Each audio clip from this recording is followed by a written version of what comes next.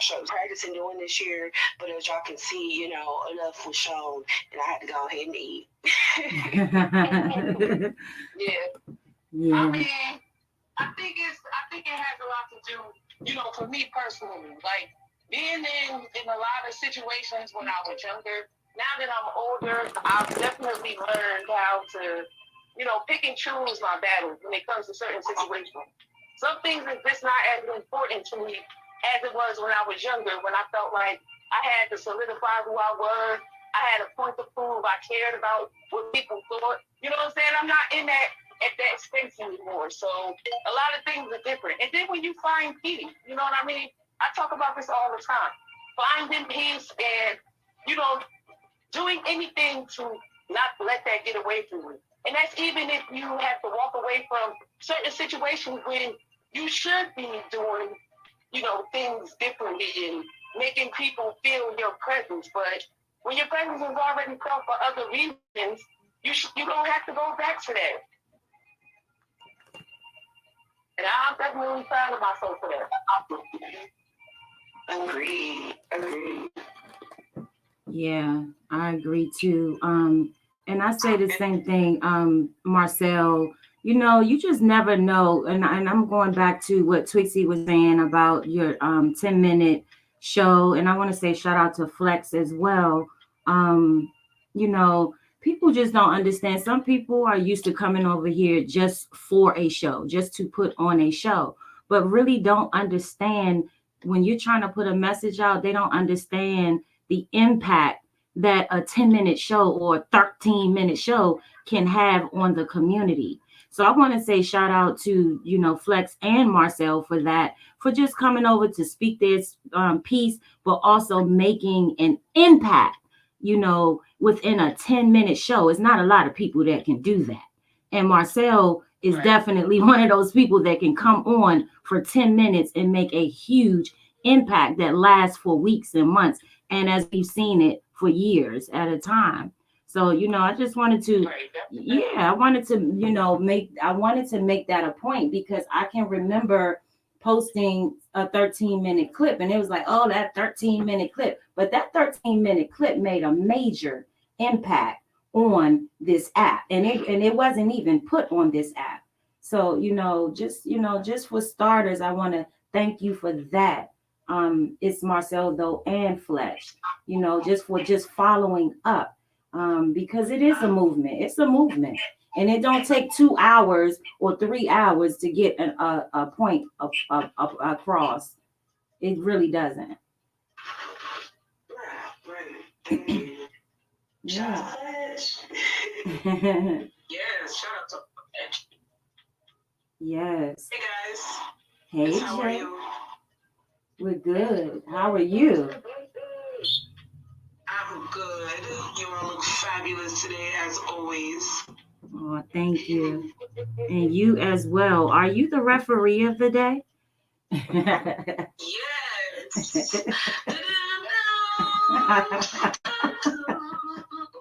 Go ahead. No, I'm just kidding.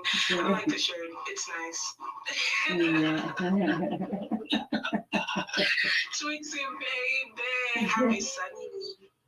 It's Marcel, the birthday. My queen. Happy Sunday. Happy Sunday, queen. Yes, shout out to the room. We are here for the pre-show of the Queendom Speaks show on YouTube. We're going to be here for a few more minutes, actually about 10 more minutes. And if you tap that link that's here in the profile, I mean, not in, it actually is here, right here on the show, the Queendom Speaks show. We are live on there now, and that's where we're going to be doing the remainder of this show. So if you like to follow us and follow today's show over on YouTube, definitely tap this link here because we're going to be there within the next 10 minutes. And to the ladies on the panel, I just want to let you guys know that I am already live on YouTube. So at any time you want to pull up on that link and cross stream, you can, or we can just wait until 1 o'clock to do that. But I am now live on YouTube And so everything that's being said here on stereo is also being cross streamed on YouTube as we speak. Just wanted to let you guys know that. All right. Yeah. So I wanted to start out. I know that Twixie, we talked about you bringing a topic of the day, and Marcel also has a topic of the day. So I just wanted to, let you guys go ahead and share while we have a few more minutes here. The topics that you guys would like to bring to YouTube today. What are we going to be speaking on YouTube on the Queendom Speak Show? Oh, I thought you wanted me to wait until next week. That's fine. That's fine. I didn't hear from you, so I said, well, I guess we can just go ahead and do both. If you want to wait till next week, yeah, yeah, we have time. We have time, and I know Marcel has a topic. So we can wait till next week, Twixie. It's up to you. Yeah, yeah. Okay. We can wait. Okay. We definitely can wait. Okay. And that way, we can get into what Marcel want to talk about. And yeah. Okay. I mean, it's something we can all relate to, and y'all can definitely get support on as well. But just how hard it is to choose positivity. It's funny because I didn't even know about it on Instagram and Twitter. Like, you see what I'm talking about? You see what I'm going through? And I'm like, yes, it's hard choosing positivity. So that's what I wanted to talk about, because I think a lot of times when we get in situations, people make it seem like it's very easy. But when you constantly chose it over and over and over, and it's just like it's not working, it's just like, okay, so what's the next course of action? But I think that just being able to choose it and just being able to walk away, the few times that you do is important, because I've definitely been practicing showing others grace, but I think it's important to show ourselves grace too. So shit, we still learning. Yeah. Yes, definitely. Yeah. Thank you, Marcel. I'm excited about this topic. Yeah. Yeah. Being positive every day is definitely a choice, because it ain't easy. It It is. seems like whenever you're on that path, that's when you get tested the most. And sometimes you just want to be like, you know what? But for the most part, people that do that, they're stronger than what they think they are. Because sometimes it is hard. And trust me when I tell you, I've been on the healing journey since 2015. And man, sometimes you want to wake up and choose violence, and then you think about like how far you've come and like decisions that you made to be where you are right now. And sometimes we got to give ourselves a lot more credit than we do, because sometimes we don't give ourselves enough credit. Truth. Yeah, man, that's what I'm saying. It's hard to give another queen grace if she's not gracing herself in the same way. It's a lot easier when that queen has grace already, and you can embrace her with grace back. Right. So working on that self-love is really important.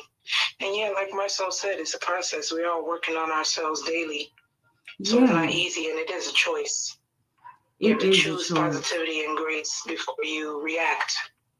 Otherwise, you'll end up having your character questioned, and everything and anything can trigger you. Can't walk around like that. Truth. One thing I would say is one thing that keeps me kind of grounded. Is one of the first things I think about is what's most important to me. What's most important to me, and for me, it's for one, my sanity. That's number one. So, I'm not gonna let too many people tap into that. But also my family, because sometimes people can trigger you in a way where it can affect your household. And I'm that person that, I'm not going to allow, especially when it comes to social media, to roll over into my household. And when it starts to roll over into my household, then I know that, you know what, I need to put this down. I don't need this, because, all of us can relate to having children. you know, for one. Not we ain't even talking about our mates or anything like that. So Marcel's question was, you know, how do you, you know, choose? How do you, you know, what do you do, or how do you choose to be positive when you know you're going through certain things? And one thing that helps me is just thinking about things that's most important to me, which is my family, you know, my business, and of course, like I said, you know, my health, my sanity. So before I step out and jump out and allow someone to trigger me, I want to make sure that all of my essentials are in order, you know, because those are the first things that I think about. And if I feel like it's going to affect me outside of social media, you know, and pour into my family or my business, then I'm gonna fall back. You know what? That's how I move. That doesn't mean that I've forgotten, or that, you know, it's not going to be, you know, spoke on or things like that. It's just, it's priority for me. What is priority for me? And if I have someone that is, you know, tugging at me or nitpicking and things like that, you know, I have to decide what is priority for me to address. If it's even, you know, if it makes sense for me to address it.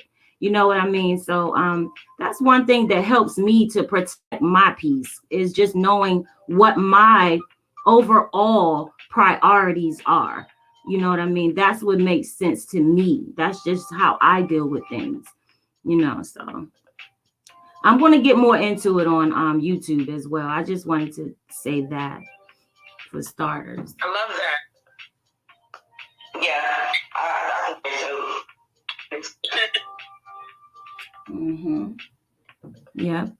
So thank you guys for tuning in again. We have about 4 more minutes. Ladies, if you'd like to start pulling up to the link, this is probably the time to do it. I'm going to take we have 2 comments. I'm 3 at this point, before we move over officially to the YouTube. Thank you guys for tuning into the Queendom Speaks show. As we, like I said before, for the people that's coming in, just tap this link here. We will be on the Queendom Speaks show on YouTube within the next 3 minutes. So tap into that to follow up on this conversation. Okay, I'm gonna go ahead and take these messages, ladies.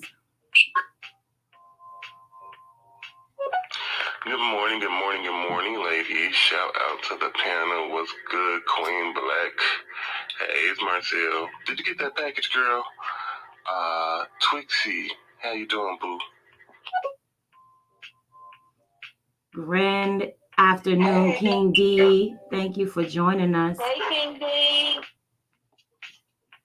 Yes.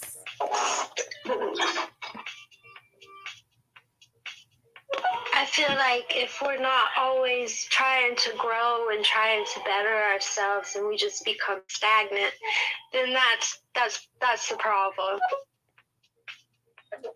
And I definitely agree. That's the whole thing. Yeah, she's absolutely right with that.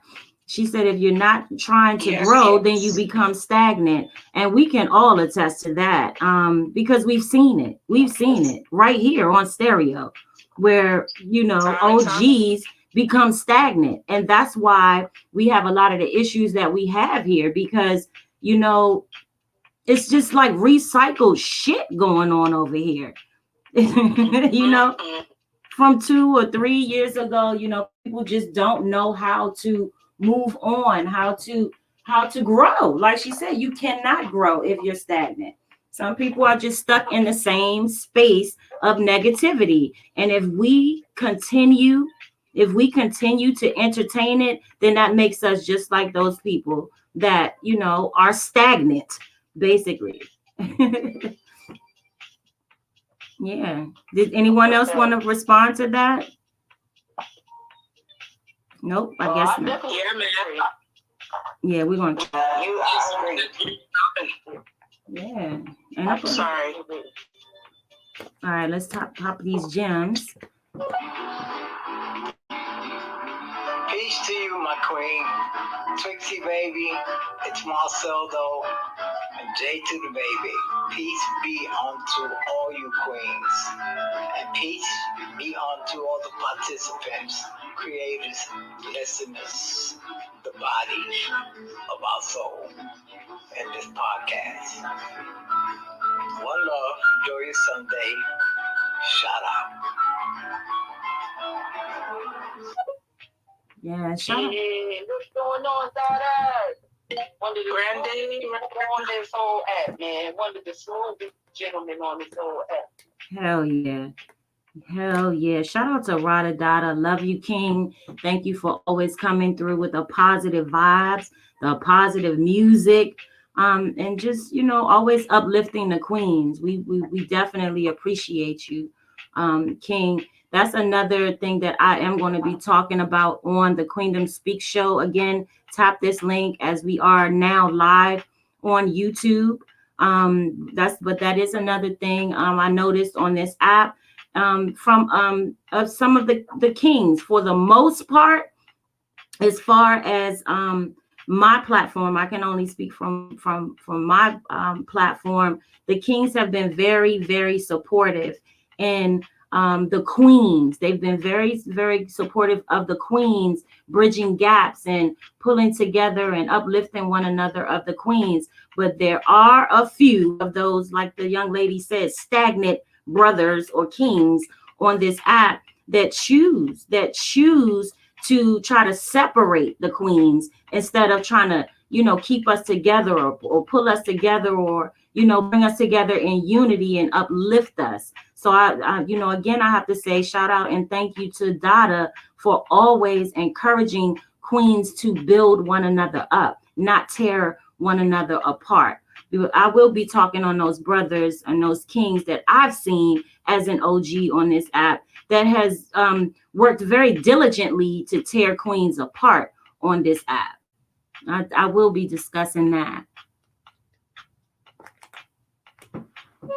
Okay, ladies, I'll be following over there. I'm sorry, late to get up to the mic, but truly appreciate both of you ladies. And this is a great conversation to have, great topics to talk about. It's always nice to see fellowship and see actual want for talking about positivity and actual want to maintain that in these spaces and out in life. So I just wanted to say, sit up the heart, sit up support. I'm going to follow y'all over to YouTube.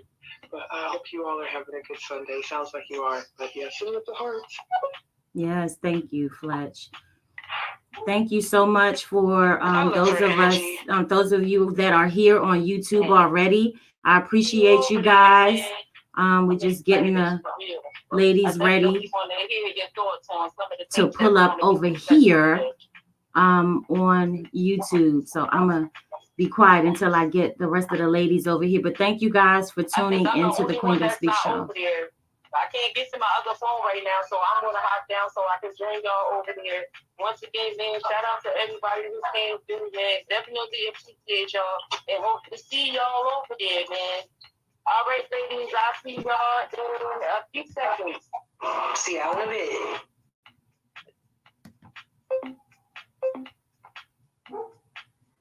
I'll see y'all over there. I'm still working on it. Over here.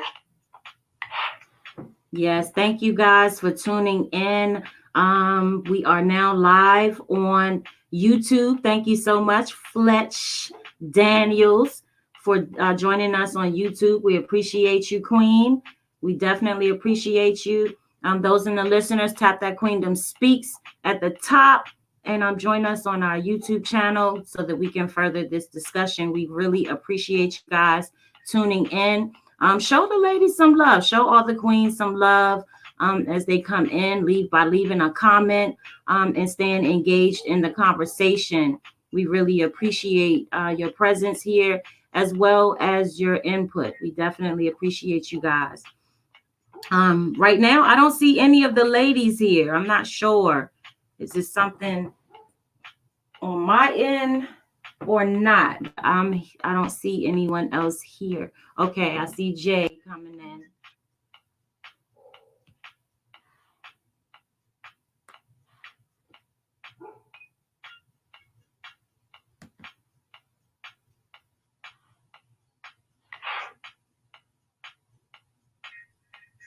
Hello. Hey, Hey. J to the baby. Can you hear me, Queen? I can hear you loud and clear, sweetheart. Sweetheart. Peace and love for all of you. I'm sorry, my vacuum is going. Peace and love to all of you. May God bless you in every single way. Look to Him for a blessing today and let Him deliver you whatever He feels is the right thing. Oh, that was so sweet. Peace be still and blessings to you as well, Misty Skyland. Thank you so much. I appreciate you coming through with those words of wisdom, Queen. Thank you so much for tapping in and tuning into the Queendom Speaks show. Thank you so much for that beautiful message.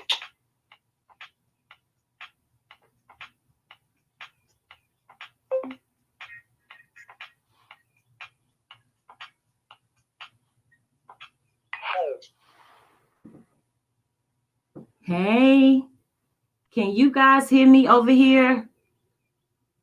I can hear We're you in on here. Fletch YouTube. Daniels is in the building. Thank you so much for tuning in, Queen. We appreciate you. We appreciate ya. Queen, medallion. We got Twixie Baby in the building. Twixie Baby. Twitch. Okay, now I can hear you guys. I had my volume down all that time. Were you guys able to hear anything? I was able to hear you here. Okay, you can hear me. Okay, good. I have my volume down. Hey, Twixie Baby. Hey, Twixie. Yes. Hey, Queen. It's a little low.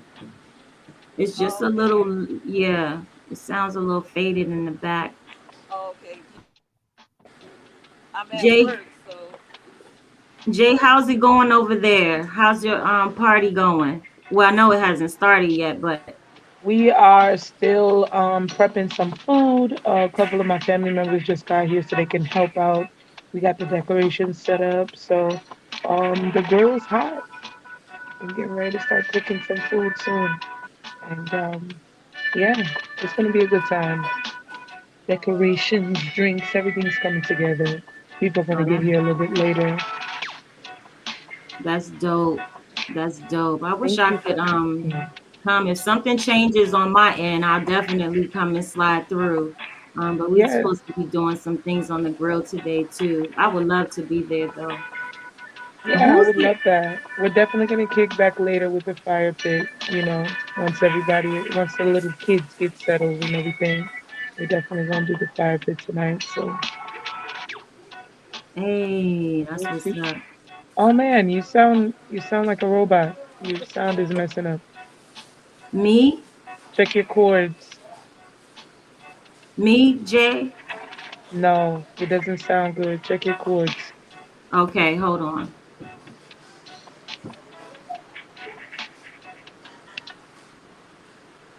Hold on. Let me connect my Bluetooth.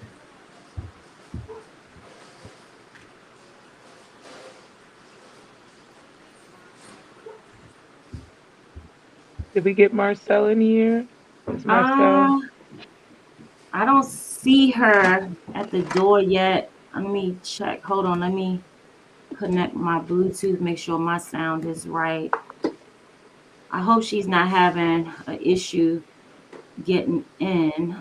I'll send her a DM and let her know if there's like step by step. Sometime when it's your first time coming over here, it takes a minute because it's copying and pasting. Give me a second. I'll be back, ladies. Okay.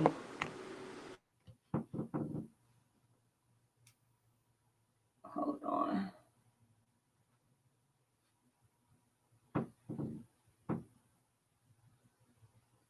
Oh no, I connected to the wrong one. Hold on, guys. Thank you guys for tuning in.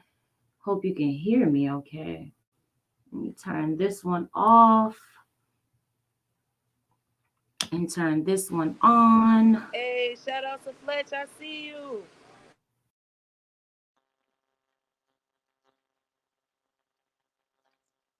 Yes. Shout out to the new subscriber. Thank you so much.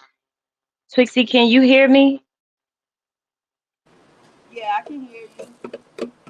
Okay, it's not breaking up or anything. No, it did have like a little bit of static, but it sounds good. Okay. All right. Let me see what's going on with Marcel. Thank you guys for tuning in. We're still trying to get set up here. See if we can get it's Marcel up in here. Uh-oh, we lost Twixie. I just sent Marcella DM with step by step, and Okay, the link. So we'll okay, give her a few minutes. okay. All But I think right. it's a great topic, that we're talking about today, positivity and how to choose that over everything else. And I really Yeah, like what you said over there on stereo, about, just the things that you do to prepare yourself for maybe a different obstacle or a different situation because you know yourself enough, to not allow certain things to affect your energy, especially when it comes to your business and the things that you take very seriously in life. I like that. yeah, yeah. Because for me, my children, my business, those are things that are priority for me. Yeah. Um, so it's not hard to break through. I mean, it's very hard to break through those barriers. For me. So quickly, I don't know Viva if it's your Loca. background with the Yeah, feedback. I got booted. You got booted. Yeah. Uh-oh, what's happening?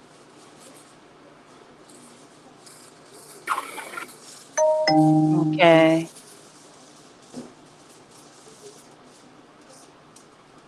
okay,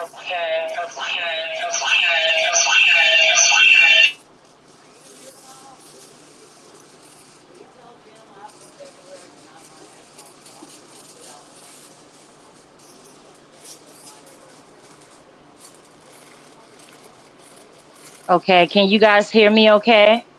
Yeah, I can hear you. Okay. Yeah, it does look like I can okay, I hear you, see it. Queen, but it looks like there's two of you. Yeah, that's only because I was having some glitches over here, so I'm trying to get Reset. into. But can you hear me okay from this one? Yeah, I can hear you. Okay. Have you heard anything from Marcel yet? Yeah, I think she just sent me a DM. Let me check.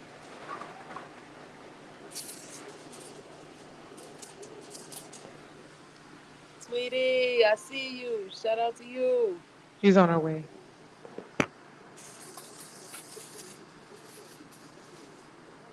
You are no doubt a hidden gem.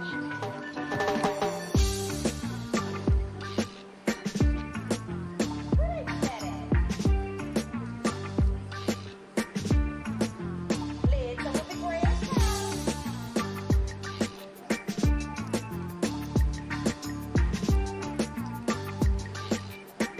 Where they do that at? Where they do that at? Shout out to the room. We have It's Marcel though on the panel.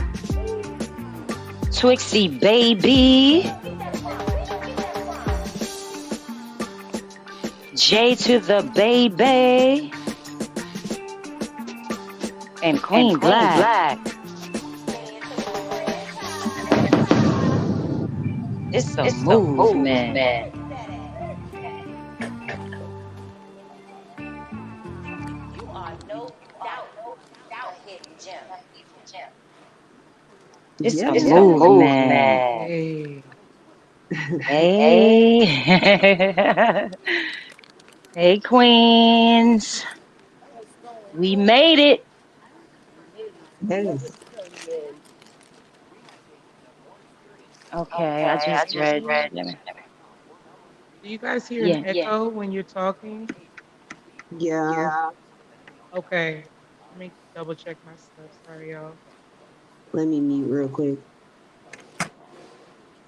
Hold on a second. Is it coming from my end? Is the is it coming from my end? I don't hear it now. Okay. I know Twixie had it sound like it sound like there was some static in her background. Jay, can you come on the mic just for a second? Let me see where this feedback is coming from. Or Twixie. I just want to make sure it's not on my end because I may have to drop that All other. right. Mic check. Okay. Mic check. A no feedback. No No feedback. feedback. Can y'all hear me? Yeah, we Yeah, hear we you hear you perfect. perfect. So when you talk, is there an echo? On my On my end, end? Yeah, I see my mouth moving when you talk. I just want to make sure there's not an echo when I'm not on mute when other people are talking. you You sound sound great to great to me. me. Okay. Yes, Yes, thank you thank you, guys. guys. Marcel, Trixie, do you guys hear an echo? I just want to make sure. Last time I was doing that. It's when It's when Queen Black Queen Black talks. talks. So I have to stay on Okay. mute when you ladies are talking. But No, when I'm I talking, know I what know it what it is. is. Hold on a second, guys.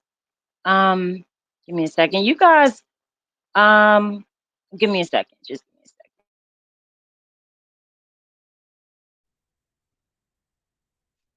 Lord.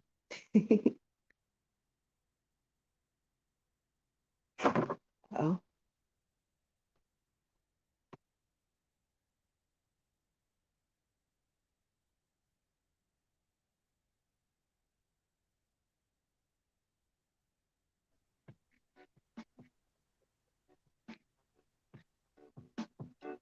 Okay, ladies, is that better? Yeah. No echo. Perfect. Hey, it's a movement up in here. Shout out to the Queendom Speaks show. Thank you guys for tuning in. You guys show the queens on the panel some love. Why is this thing still here? Hold up.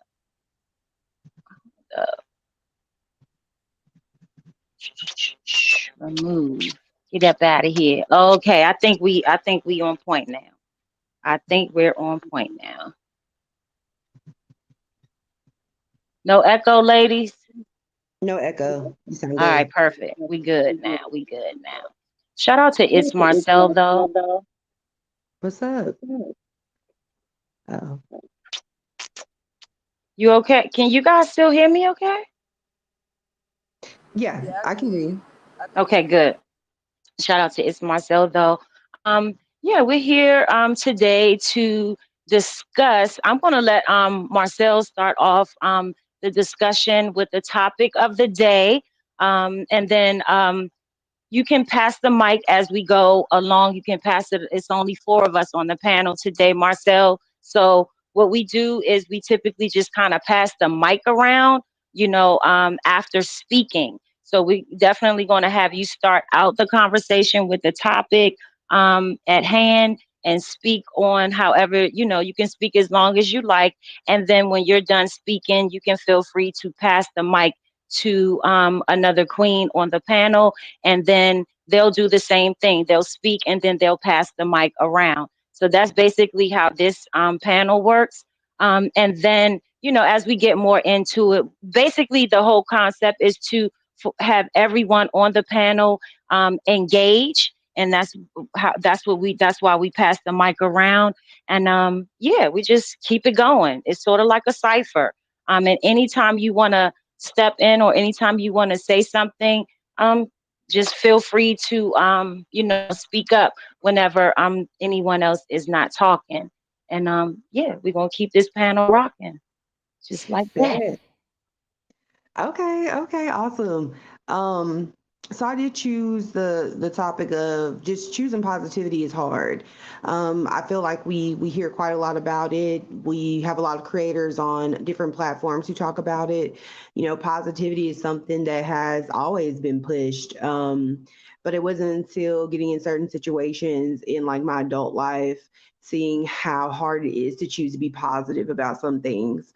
And I think it comes with like emotional intelligence for sure, but at the same time, I do face challenges where I know for a fact that I'm gonna pop off. I make the decision to do that. So it's like never on accident, you know. And I know for a fact that I'm not necessarily choosing the most positive route to take it. Sometimes I'm choosing violence, but I just feel like sometimes we get into a space of toxic positivity where you should always turn the other cheek, you should always, what I'm saying, walk away. And some certain things, what I'm saying, like I have two cheeks on my face and two cheeks on my ass, and you know you only get two chances because you're not slapping me on the ass unless I like you. So it's only so many cheeks that can be turned, and that's Mhm. kind of been the challenge, for me, is trying to remain positive or remain in a positive space when things start to get a little murky. Not to the point where I'm, depressed or anything. Sometimes it may happen, but other situations is just, you didn't piss me off.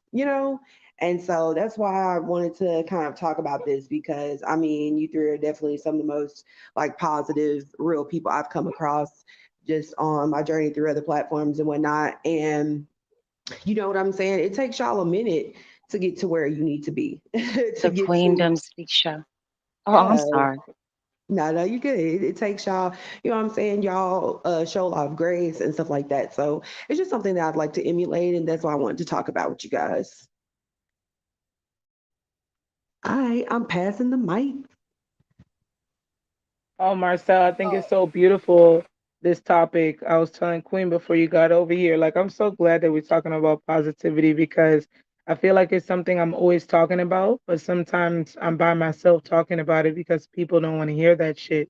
But at the end of the day, I've had my fair share of fighting people, arguments, disagreements, and I've felt exhausted afterwards, giving people too much of my energy would make me tired at the end of the day. And so a lot of my strategy comes from, I mean, really being a mom, having that innocent mindset, like, how my kids are. Just live life and have fun. You don't have to take things too seriously. But when it does get serious, that's a time and a place for everything to address it. And I really appreciate, let me just say, I appreciate you and Fletch. I did listen to both of you all shows yesterday, and I appreciate you both speaking up on how that, transpired with Queen and I, and how that affected you ladies. And speaking positively is not easy. It is a balance to it, and it is a daily choice. Like Trixie was mentioning earlier, all of these things tie into each other. That's how I know it's in all of us ladies to exude that positive energy. It is a choice, and it is something that, certain situations can cause you to have to tap into that energy. For example, being a performer, I take on a lot of energies when I go out and I perform live. And sometimes people get emotional. Some people are like, who is this bitch? Some people are like, I really enjoyed you. But taking all that into consideration, I still have to come back to myself. I still have to be okay with myself, my performance, and how it made other people feel. And I think going through that cycle and having that advantage of, being around other energies often, I'm able to practice my positive energy more. So I think it's a lot has to do with surrounding yourself with people who have the same mindset, and also, um, you know, reading that energy when it does come around you and knowing when it's time to turn it off and turn it on. Yes, that's my peace and love. well, first of all, Marcel, I gotta, like I said, give you your flowers because ever since I've known you and ever since you really started to flourish on the app, you've been a voice for people who may not be able or wasn't ready to speak up for themselves. So, for you to have that gift and for you to be able to give that gift to people on the app, I think that's a beautiful thing. And I don't think that's something that you should stop doing. I think people look forward to hearing what you have to say. They look forward to the things that you come up with, the ideas that you had, like starting a whole movement on that app. That, I mean, that was freaking dope. You know what I'm saying? And shout out to everybody that is still supporting that movement to this day. But as far as like being positive, like I said, sometimes it's just something that you really have to want. Sometimes we don't really think about it. We think about, okay, well, you know, it might help us for an amount of time, but then we find ourselves going back the other way. But if it's something that you truly want, and we all know when we put our minds to something, the energy is always going to flow that way. So it's just something that you want to do, regardless of what's happening, who's involved. Sometimes you find yourself going back to that place to where, you know, this isn't where I want to be. This is not where my growth led me to. So I want to go back to being in that space where I'm feeling good. Everything is, you know, just good. And you know, when I'm talking about that, I'm speaking mainly for me because it's been times that I found myself in dark places, and this is just like within me because even though I'm thinking about certain things, I'm wanting to act on certain things, I'm not showing that to the general public. So it's always constantly a fight. But like I said, it's just something that you you want to give yourself. You always want to give yourself that gift of being able to say, okay, I've overcome another day without having to go through the monotony of the negativity, dealing with the people, you know, and sometimes people call you coward. I've been called so many names on that app, weird, I'm a punk, I'm scary or whatever, but really I'm more scared of me than I am anybody else that's breathing the same air as me. So when I say it's a choice, it's something that you constantly have to work on every single day. Like, and it's not easy. So the fact that you want to find yourself in that space because you have so many people looking up to you, you know what I mean? Like, I get it, and just know that it's a lot of work, but you can definitely do it. You know, when you are fully ready to.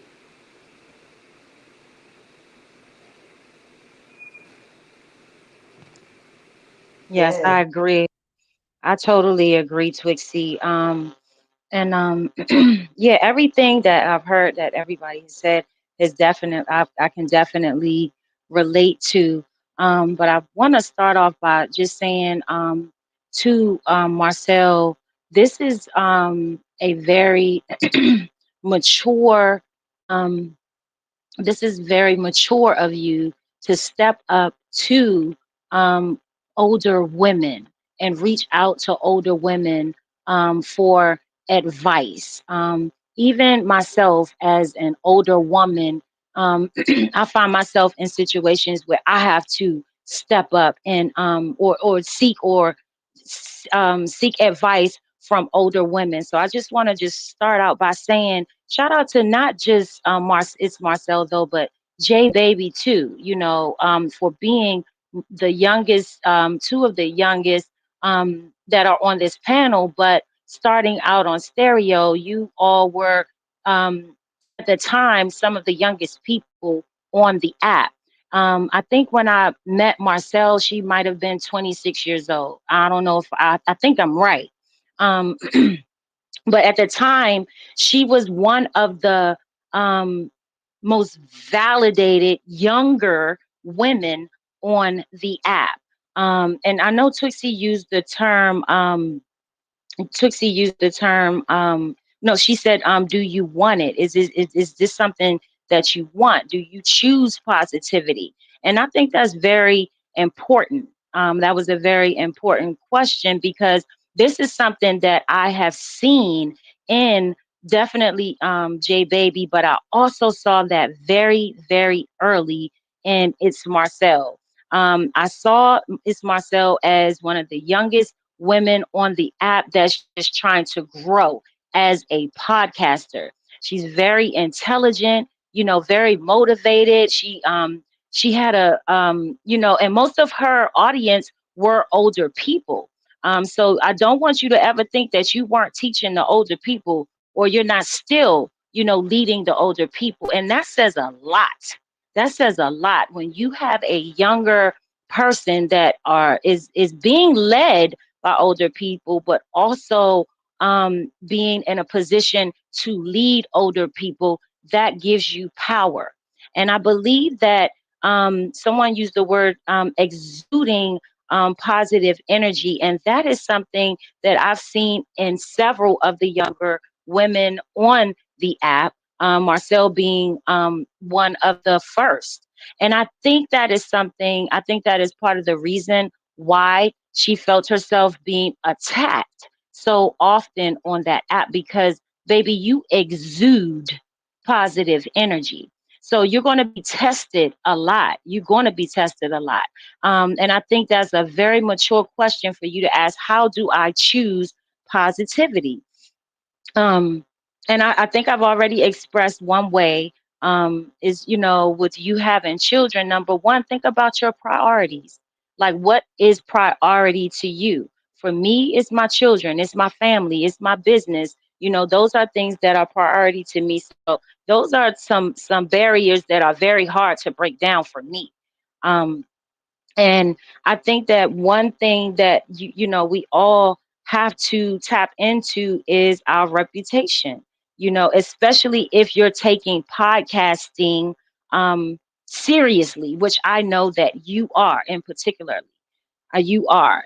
So, I think you've done very well at holding your spaces and keeping up your good reputation for not just being a positive person, but being a young woman that has been able to stand up for herself on many levels.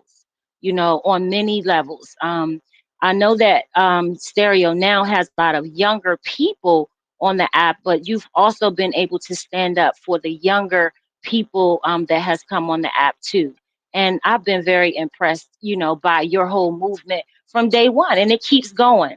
So I think that's another reason why, Marcel um, continues to be attacked, is because of her presence and what she brings to the app, what she exudes on a daily basis.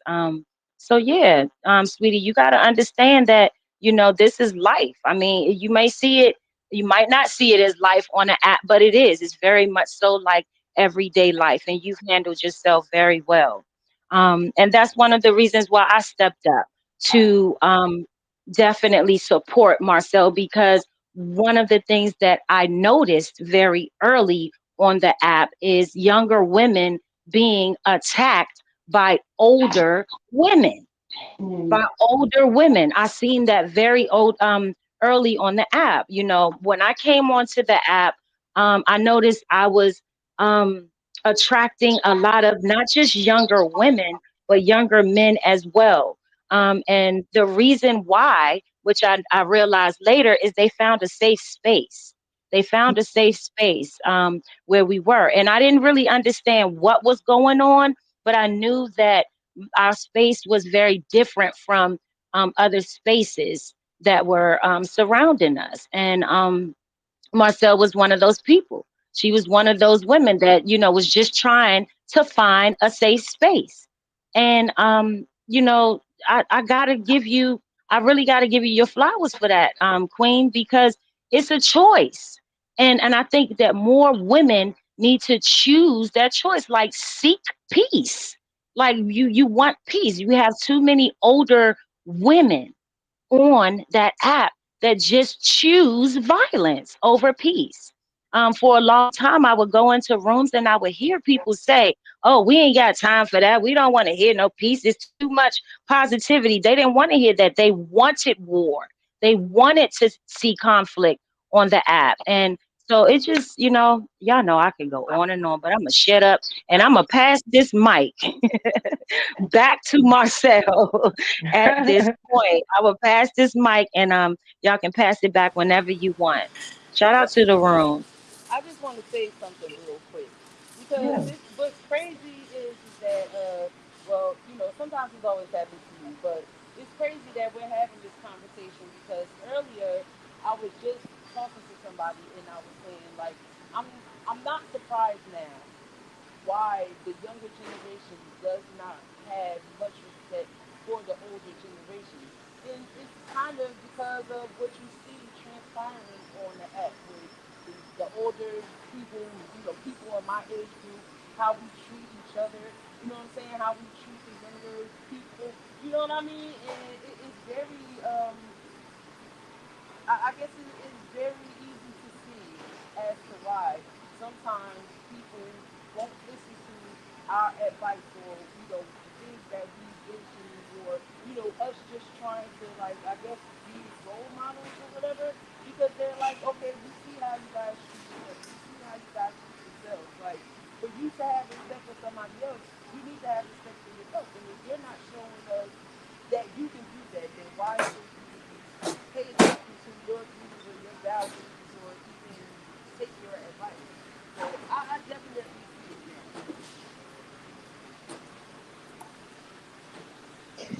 Yeah, I feel that. I feel that for sure. First of all, thank y'all for letting me on here, and I'm glad, like, like I said, with all of y'all, I've observed y'all, and it is definitely a safe space.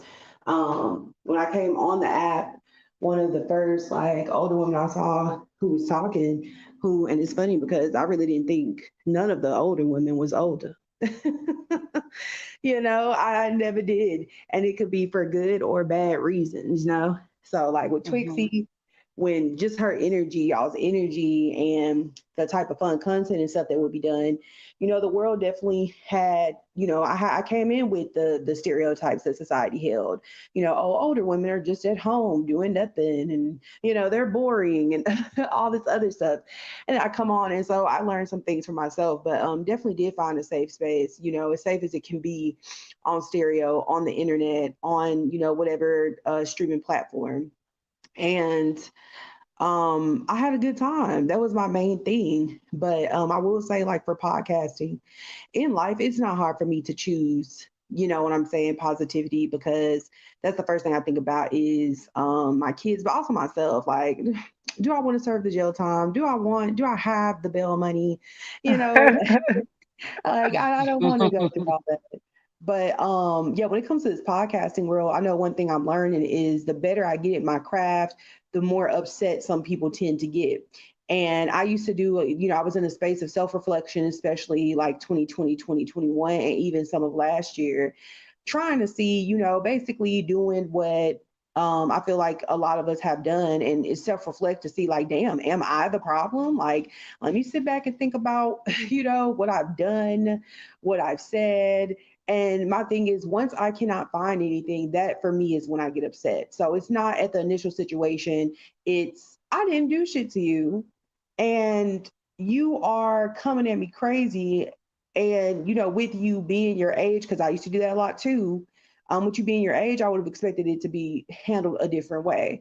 So, like I said, certain social media platforms and certain creators have definitely taught me that age ain't nothing but a number.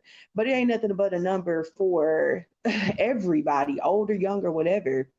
And so choosing positivity on a social media app is a little harder to do, because I know for a fact my tongue is like the venom. You know what I'm saying? I will slice and dice you without even having to touch you. And sometimes, like, that's what I be wanting to do, because to me, when you continue to do things, it means that you ain't been touched. And like, no one has checked you. And so then I sit back more and I observe the people around you, and I watch them as you continue to do what you do, and they don't check. So it's like, you know what I'm saying? That pisses me off, because I'm like, not only are you older, but you're surrounded by people around your age. And it seems like all y'all on the same wavelength. We hear the excuse, oh, it's just social media, it's just that and this, that, and the third. But at the same time, people will fix their lips to be like, oh, we care about, the kids. We care about people's lives. We don't want anyone to die.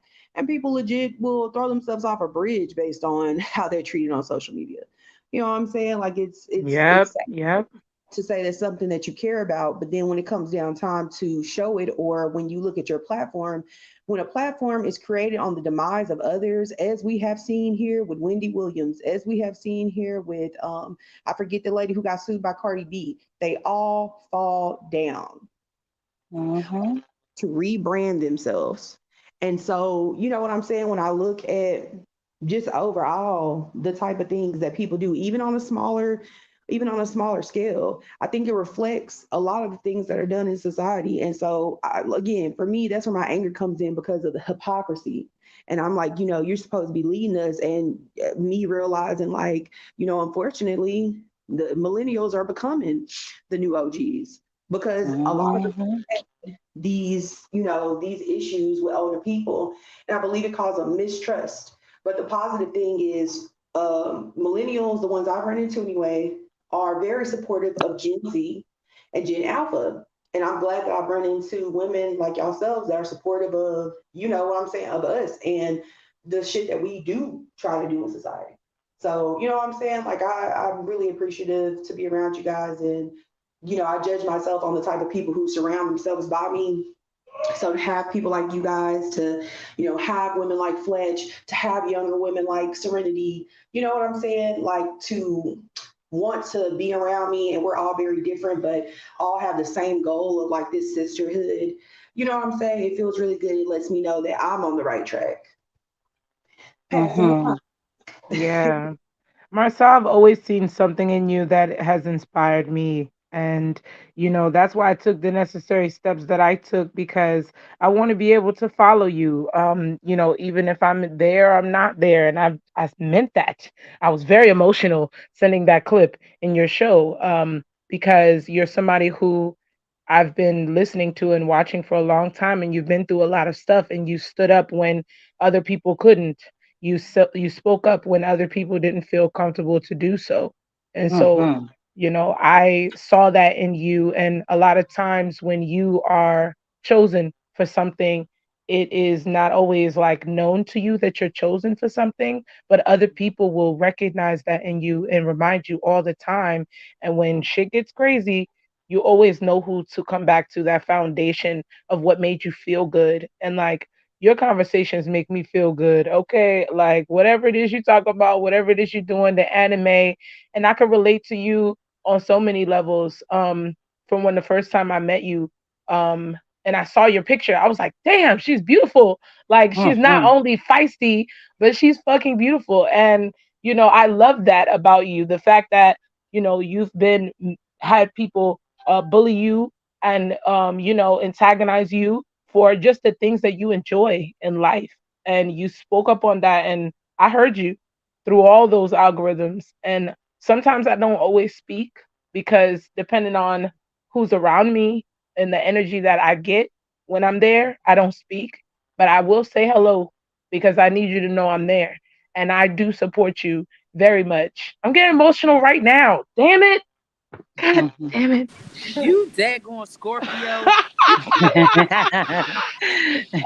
Shit. I just, as women, a lot of us look to other women who exude a certain energy that we may not have yet. And I never used to speak up for myself all the time. I would stand up for other people a lot, but I wouldn't always speak up for myself. So when I would hear you come at somebody who did you dirty and you tell them about themselves, Marcel, girl, I would be dancing around in my room like, get them.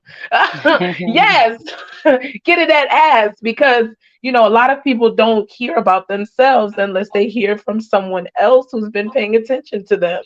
And you are somebody who will put your foot down and say, hell no, it's not going down like this. And so I know that you embody that energy in your regular life, even when you're talking about your girlfriend who was a nurse, being there for her and what she was dealing with. I remember everything, girl.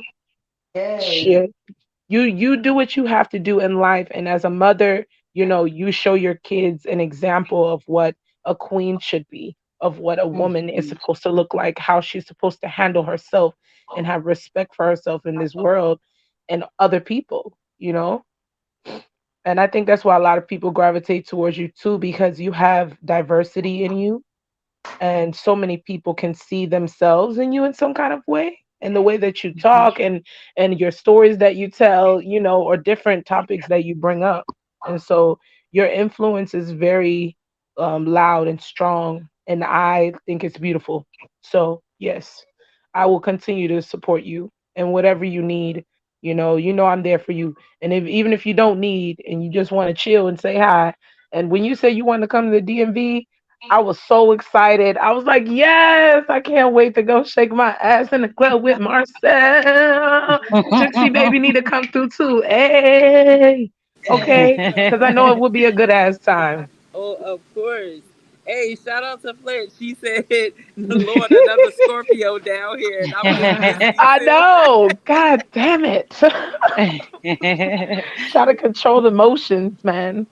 But Those it's okay those to let it out Scorpios. sometimes. If it's a good cry, if it's a good reason, this is a good person. This is somebody who I know has had to stand up against the tests and the trials of social media. And I've learned a lot of examples from you, just how to talk to people, how you stay on point with topics. When somebody tries to throw you off of what the point is, you like, no, but this is the motherfucking point. I don't get off track here, because I remember I got my notebook, and I love that. Like, you pay attention and you have Yes, respect for other people. You acknowledge other people in the present moment, not to just make yourself look better or feel better about yourself, but you do it out of the love for other people. And that, my queen, is a positive trait. So thank you. yes, it is. Let me. I noticed that too, with Marcel. Even when she is going through it, and I can feel the adrenaline just going through. I can hear it through her voice. I shouldn't say I feel it, but you can hear it in her voice when it's just like adrenaline just going. The adrenaline is just going, rushing through her body. Marcel is able to still maintain a sense of calmness that Mm, even myself as an older woman have not learned to do, and be able to speak at the same time very calmly. And I think that alone can be very intimidating to some people, especially women that want to or wish that they were in the same space, or could create or have the same audience that this young lady has been able to maintain. Not you, and I say that strongly, maintain, because yeah. I've seen her with the same audience, and continue to grow her audience, over the couple years. So that type of grace that you hold can sometimes be intimidating to some, because you can speak your mind, you can say what say how you feel, but also she's known for saying things that others may be thinking, which is a Hmm. very, very, very strong trait. And can come across, a little harsh, especially for older women, because we grew up in a time where it was, you should be quiet, or things Secrets. that, yeah, it's too many secrets. And Marcel has broke that barrier on so many levels.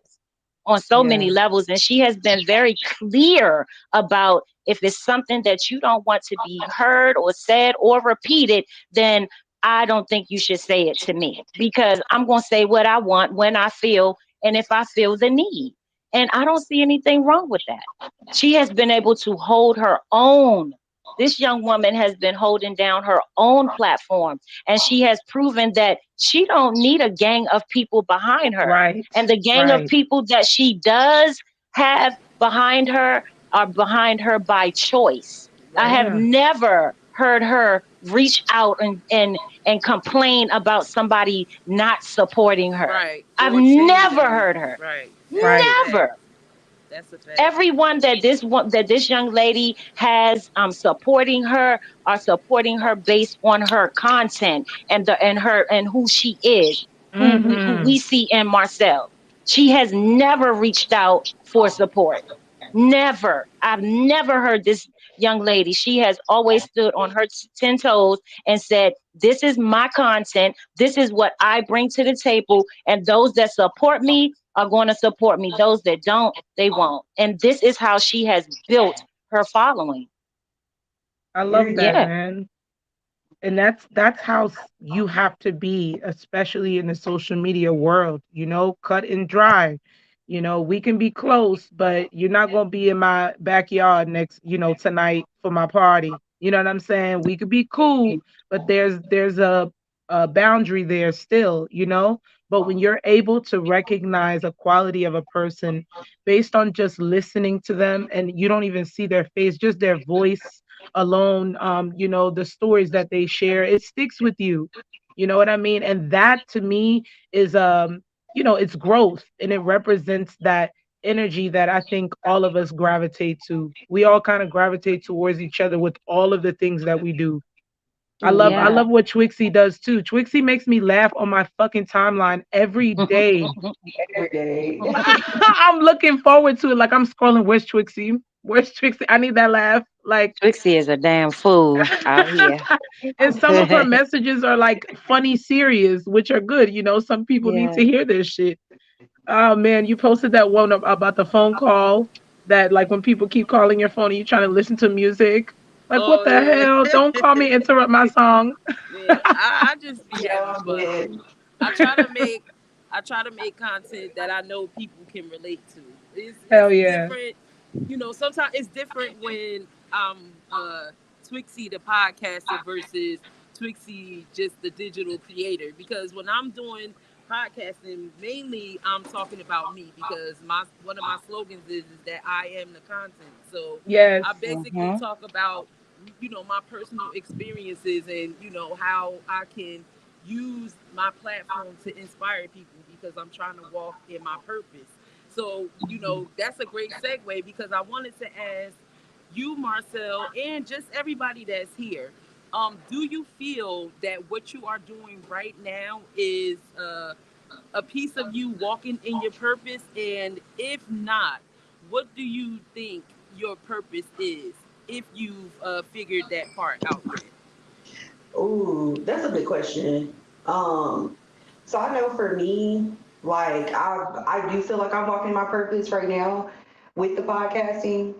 Just over the years, I started out podcasting and then I hopped on stereo, and it just made it easier for me and my friend to podcast.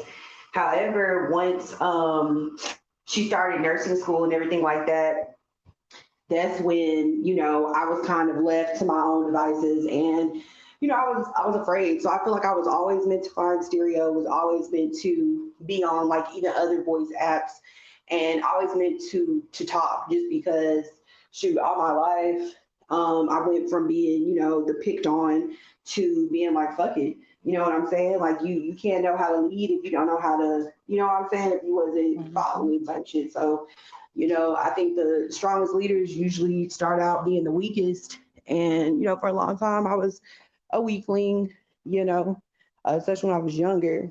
So now seeing other people and seeing that light, shine through them, I do want to bring up the topics that people are afraid to talk about, or they don't talk about because they've gotten attacked or see other women be attacked for talking about it. And I feel like, yeah, I'm definitely walking in my purpose. I feel like it's funny, I met this random new person. He was reading out some book and he told me straight up like, oh, your numbers show you to be the messenger. Like, you speak up about a lot, do, you do a lot of good work when you're happy, but when you get pissed off, you turn into Kanye West. I'm just like, that sounds about right. That does sound That's that real. Virgo. That's that Yeah, damn Virgo. it's just been a lot of validation. And then also, like, with creators like yourself, Quixie, who I always call like the pioneer, she was always going out and trying other apps, always going out and, you know what I'm saying? Like, hopping onto other places. And so now, like, when I get on TikTok, child, it's one of the first people I look forward to seeing, because I know I'm going to get some content that's going to make me laugh throughout the day. And what I'm saying? Even on here, she'll handle it, like you said, in a serious way, but at the same time, it's light. You know what I'm saying? She does it in her own style. So that kind of inspired me to, stick to doing myself, because a lot of people will Yes. tell you, do it this way, do it that way. This is what works. But it's just like, I don't want to copy and paste. I want to be my own Mm. original person. And so seeing Twixie once she started doing the solo shows, because she was one of the first people I saw that was just doing them consistently, I was like, you know what, fuck it, let me give it a try and see how it goes. And I've been doing them ever since. So Hmm. And I love every one of them. Yes. Yeah. Yeah. In fact, that's when I started tuning in more to It's Marcel's shows was when she started doing her Solo. solo shows. Yeah. Yes. Yeah, Me that's when too. I started tuning in more. Because number one, I've always, since I started following her, and I'm gonna start by saying this. Originally coming in, because I was under attack on the app, I was very, very skeptical about, people subscribing to me, or who's coming in as followers, because I knew that I was being attacked. But I also noticed a group of people that Marcel was around. I would see her in other shows. And with me just learning the app, Stereo is the first app that, I have gotten into, or, I've never came in as a podcaster. I still don't see myself as a podcaster. Just coming in to host shows and bring that vibe, that open mic vibe or feel, that's always been my goal. My focus has always been on the music. So Marcel happened to get caught in the crossfire of that at one point, and she was blocked. She was probably one of the, within that group of people that I blocked. And I had to go out and do my own research, because for a long time I was only used to being on my panel at the Black House doing my thing. I wasn't really participating in other people's shows. So it was people like Marcel, that came in and started following me, and and I had to go out and say, let me see what this young lady is about. You know what I'm saying? And at that point is when I definitely took her off the block. Now, let me tell you something about leadership skills and maturity once again. Now, Mm. at that point, Marcel could have said, fuck this bitch, and she could have blocked me. But instead, Marcel, with her wonderful leadership skills, she embraced me even more. And that alone, spoke volume about this young lady, this very mature young lady. She did not come to me, in anger. She did not, attack me. She never said anything mean or nasty. She did not even seem bothered by it, to be honest, Mm. ever. She never spoke on it or anything. And I think that exudes, again, great leadership skills. Again, I see that being done a lot. People getting blocked for whatever reason, and they'll even broadcast, oh, I can't, I wish this person would unblock me. I'm waiting for this person to unblock me just so I can block them. And I think that is so, so, so immature, of Yeah. people to do that, when you really, instead of having a conversation or even attempting to have a conversation, the first thing you do is turn around and block them. And so, I just wanted to just tap into, again, your leadership skills. Is Marcel. I believe you have great leadership skills, and that also was an example of you keeping the peace, Yeah, and being positive. keeping the peace and choosing peace. I've seen her do it on so many levels. Even with the situation with Queens of Stereo, the aftermath of it, that young lady got on that stage and she inspired her listeners, and I'm one of them, one of her supporters that was very, very upset about things. Even though I didn't say anything, but she said, we're going to keep the peace. She chose peace over violence because she knew that she had the power in her hands to burn that freaking app down. And that young lady chose peace again over, negativity. So, Marcel, as much as you reach out and, I hear the questions that you ask about how to choose peace, I do know that you have it in you to do it. But I gotta give you your flowers. I'm gonna give you your flowers all day today, on this panel, because you have chosen peace on so many levels already. And you continue to reach out and find out ways of ways to keep the peace and to help yourself grow. And you're gonna always have people that's gonna try to tear you down, honey. You're gonna always have that because you exude power. Understand that. You exude power.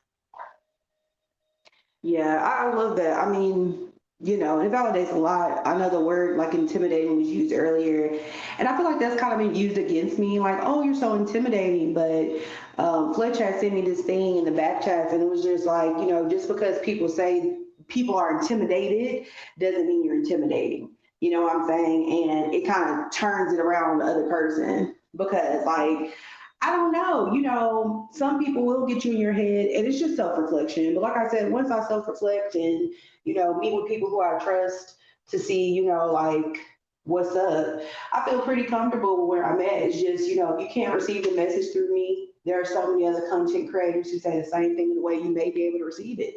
But I'm for a certain type of people, you know what I'm saying? And that's just always been my audience. I can't be a people pleaser. And that's something I learned early on. It doesn't matter, so as long as I'm happy with what I'm busting out, like I'm okay with it. And which is why, last altercation I had, it was my whole show was stopped due to someone being concerned in the back chats, and they were like, just get off. And we had a conversation. Mostly I was upset because my content was stopped, but at the same time, like, I'm glad people feel comfortable to come to me when they feel like, hey, you're doing this or you're doing that. And I do like the accountability that, like, some of us hold with each other.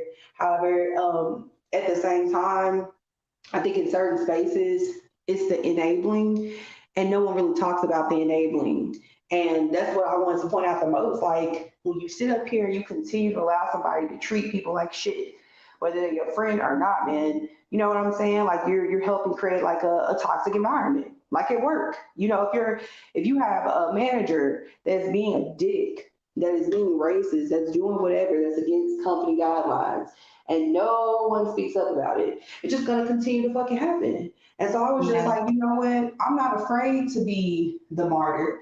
I'm not afraid to get the conversation stop popping because I know for a fact, like, you know what I'm saying? When I tried to be nice, when I tried to play the positivity game, as I like to call it, it was unappreciated. And you know what I'm saying? I see now that it's not that I don't choose it, but it doesn't always look textbook to a lot of people. And I'm like, that's where accountability comes in, man, because, I've had people check me. I've gone to Twixie plenty of times, like, in this situation, you know, was I wrong? Was I this? Was I that? And she'll never say if you was wrong or right, but she will, like, definitely critique how you handle it, definitely see, what your intent is. And I think that's what matters the most. If the intent is good, 9 times out of 10, the way you come across is going to be good as well, no matter how hard you come across the people. There's still going to be a lot of people who are like, you know what, I really feel where this person is coming from. And so that's been my goal, but especially like if I'm blocked or like with nerdy aspects, I'll use him as an example. He did not want to follow me. He did not want to give me that follow. And he was like, well, you're not doing anything to entertain me. Do. And for me, that's a challenge. It's a challenge when Mm-hmm. motherfuckers say you can't. It's a challenge when people are be like, coming to your room. I've had people that are friends of my enemies come to my rooms and they just keep coming back. And it's like, we weren't into it. We, didn't have no beef at the time. These people just happen to like the content. I never asked them. I never bothered them. A lot of times I'll step out of my stereo room because, once the room fills up, it gets a little like anxiety, be like, oh, fuck that.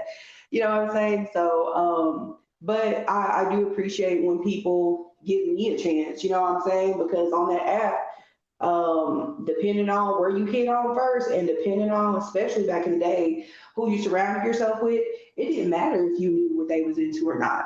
People will automatically put you with them. And for a minute there, I was riding with some people who did not have my best interest in mind or theirs. So when I started to see that, that's when I was just like, you know what, I need to move around because y'all are constantly having people choose violence for you, constantly having Mm-hmm. people put a target on the back for you. But when it comes time, like Underdog Movement, I expected some type of verified support and it didn't come. A few Mm-hmm. verified people came through, but the main people did not come through. And that's what got to me the most. That's really what showed me who cares about the safety of all creators and who just care about their little friends. And so that's where I started to really make a huge separation and started to just put some things out there, taking my accountability, the accountability arc, as Fletch would say. And you know what I'm saying? I feel like it helped make a better app. It helped open people's eyes to what we can do, what we do have control over. We just have to work together, you know, and if Yeah. you don't care enough to do it. And that was my biggest thing, is showing that some people don't care. The people who say they care, they're not doing anything. But the people who, some people don't even make content, they send an email, they send a chat, they want to make it better for their viewing pleasures alone. You know what I'm saying? So I always Yeah. try to show people the grace that I want to be showed. So yeah, being unblocked, that was you know what I'm saying, that was some grace. So I just did my content and boom, here we are.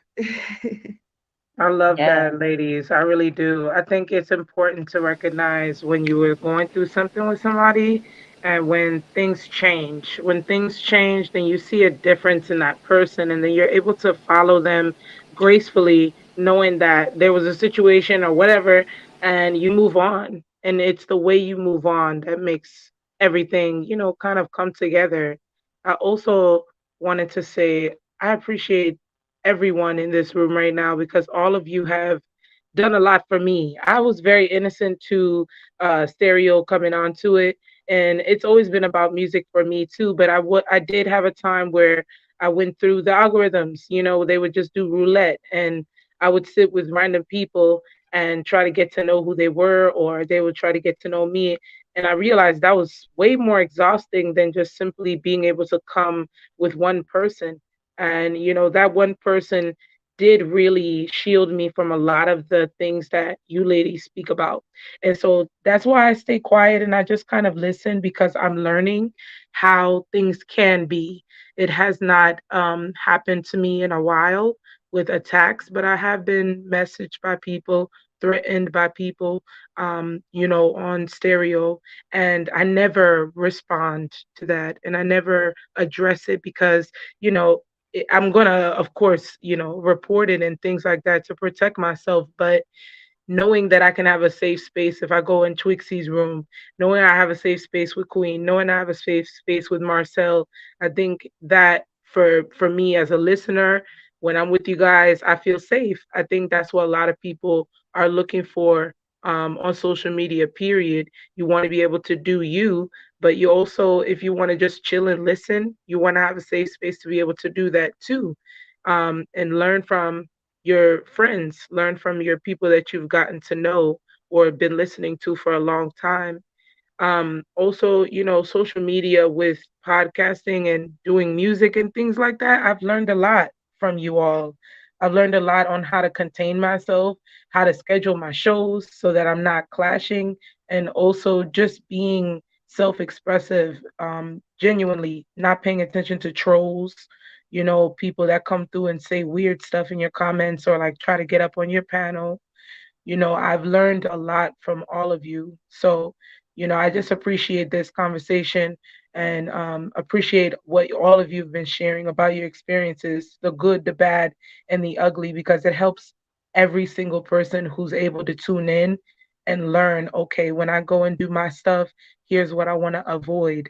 Um, I had no idea that my only co-host on stereo was going through so much. Ladies, if you could just hear me out, it was so much that she was dealing with and I didn't even know. um Damn. But now that I know and I understand more, I'm going to protect each and every one of you from anybody who tries to come and fuck with your shows or mess with your energy, because you don't deserve that. You've worked hard. You've put in the work. And even if you don't see it as putting in work, if you're just doing you, you deserve to feel safe too. So I want you to know that. And yes, I'm emotional because that's just how I am. But, it's Yeah. all love. It's all love. That's the beautiful Yeah. thing about it, though. Like, we all get to protect each other. And, Hmm. one person shouldn't feel like they have to put on the cape and, just go around fighting everybody's, fighting for everybody. I think we all have a responsibility to stand up for each other. With me though, like I said, I think with me, I notice that most of the time when people act out or they feel like they have to, be the loudest one, it's just because they're seeking attention.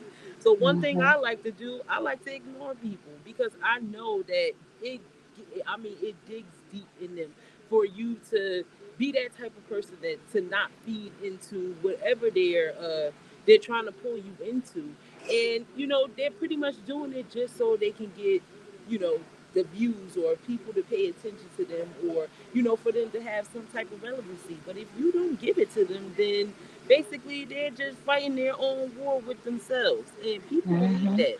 So I mean, that's probably like one of my greatest defense mechanisms right there, is just to like not give it any energy and to still be able to come on the platform and do and move how I move, not really worrying about who doesn't like me, who doesn't approve. Because I think if you have been following me since I really did become a speaker on this app, I've been speaking about this, pretty much since I've been a speaker, about how it's going to be people who don't like your energy. It's going to be people that don't like what you say, how you look, how you sound.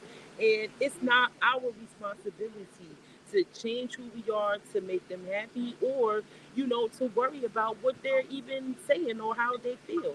Because if we change ourselves to make other people happy, then guess what? We'll be consistently changing ourselves because we can't make those people happy. And Right. if we're worrying about what people have to say about us, then we're taking away from our own growth. And essentially, we become stagnant. That's when, you start to have these negative outlooks, and, you are, in that space because you're not worrying about your own growth. I did a show called Your Food is Getting Cold, which is crazy because I just was listening to part of that show this morning, and it basically was talking about how we see things on social media. We measure our level of success by what we see other people doing, and we should not be doing that. We should just be worrying about our own growth, and just accepting the compliments and stuff. But we need to be our own everything, our own hype person, our own support system, like everything. And that helps us grow because we'll always learn lessons. Even when we do go head to head with people, like that is meant for us to learn lessons. And I would say, like, one of the biggest lessons that I have learned, that I am able to, you know, walk away from situations instead of like reverting back to my old ways. Because one thing that people don't know about me, like, I was very wild when I was younger. I fought a lot, I have the battle scars to prove it. Like, when you see me on social media, and it's things about me that, people call flaws. I don't see them as flaws. I see them as Mhm. me always having a story to tell. So I remember one time I got attacked about it, but somebody was trying to be anonymous. But I knew exactly who it was. But they tried to attack me because of like certain things that was going on with me, and I'm just like, you know what? I'm not worrying about it because at the end of the day, we all have things that we have to, consistently battle, or, things that we have to, work on ourselves because everybody has a little piece of insecurity within them. You know what I'm saying? It just depends on what we decide to do with it. Are we going to use that to always be down, or are we going to use it to not only inspire ourselves but inspire the people who pay attention to us? So when I see when I see what you do on stereo, Marcel, in terms of like having these uncomfortable conversations and getting people to think about like some of the things that they're going on, with themselves internally versus what's going on around them. Like, I feel like your purpose, or one of the things of your purpose is not only being that person who can be a public speaker and gain the attention of millions of people, but also to, you know, kind of be that voice for the people who really are not ready or really haven't found that strength to, kind of do it for themselves. So, and I think Mm-hmm. that's why a lot of people gravitate towards you because they know that you're going to, say something. You're going to speak up. You're going to be one of those people.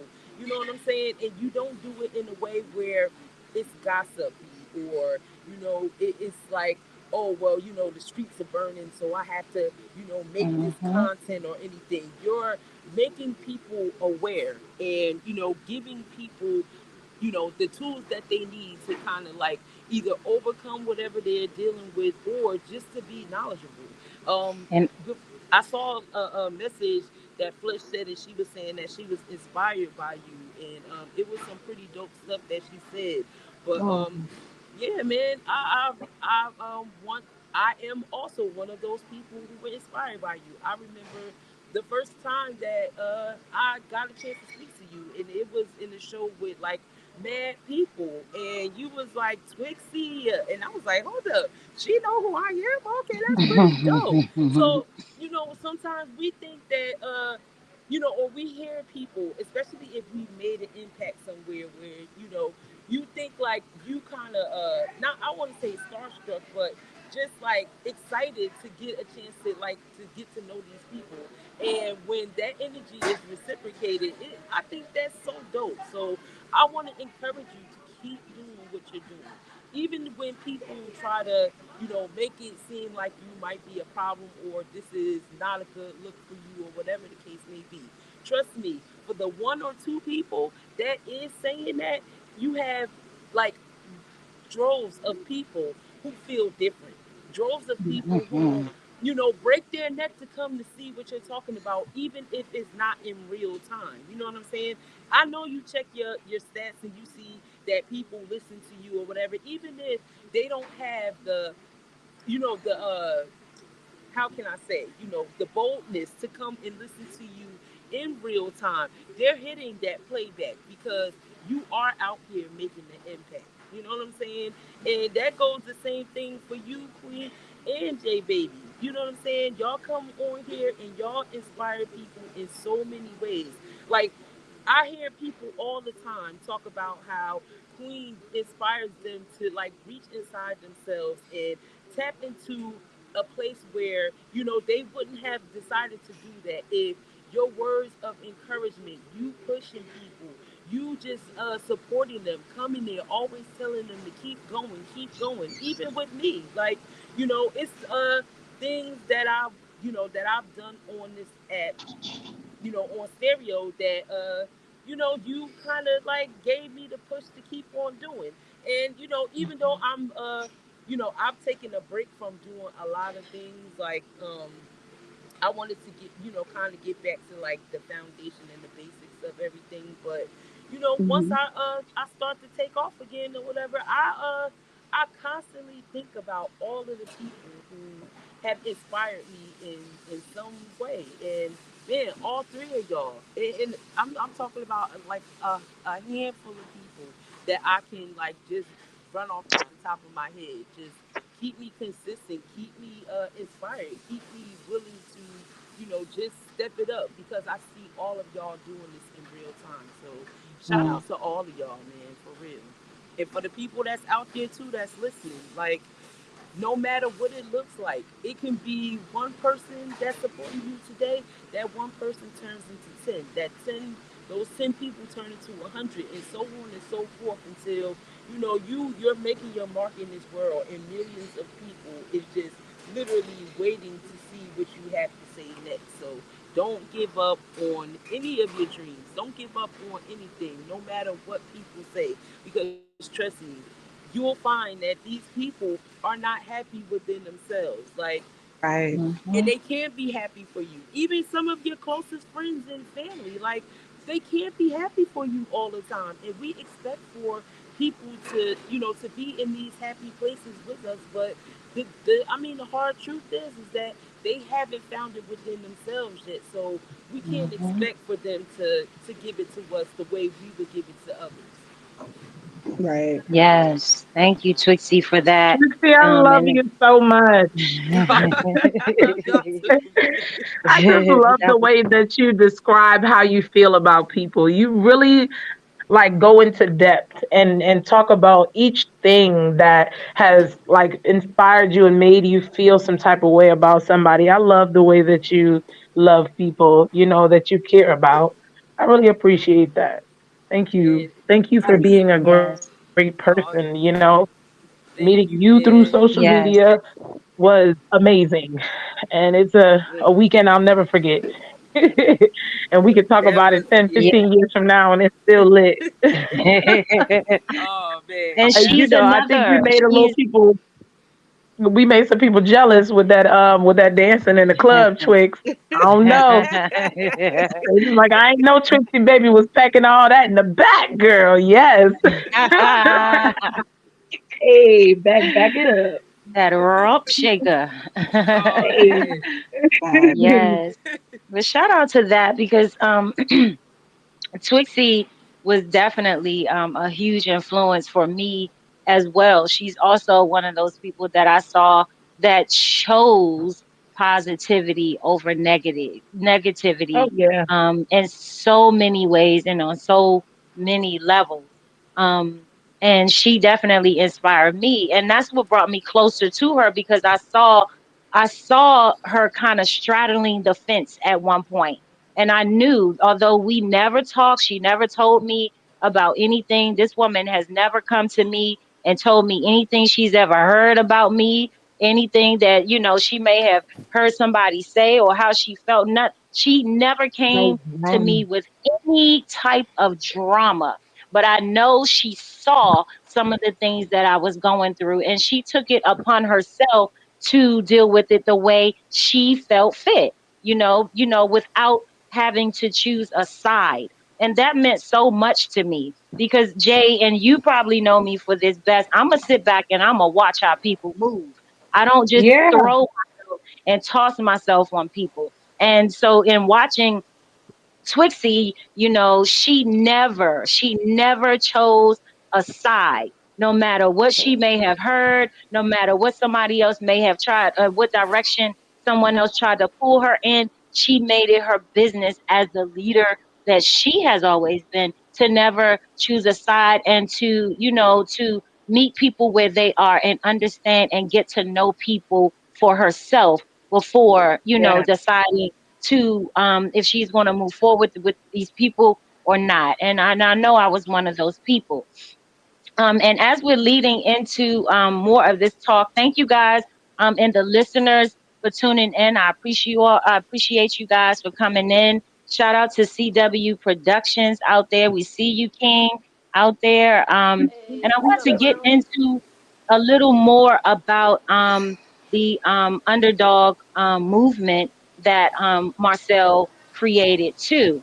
Um, I want to talk about that a little bit too, because we tapped into people just being intimidated by her movements overall.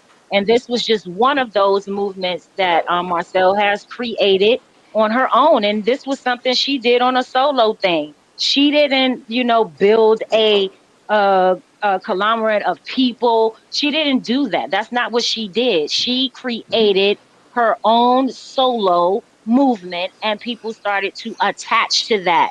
And the I reason love it. why people started to attach is because they saw facts. They saw truth being Yeah. told. They saw the boldness in everything that she was expressing and that the things that was unfolding. And this is another example of how she says things that others may not say.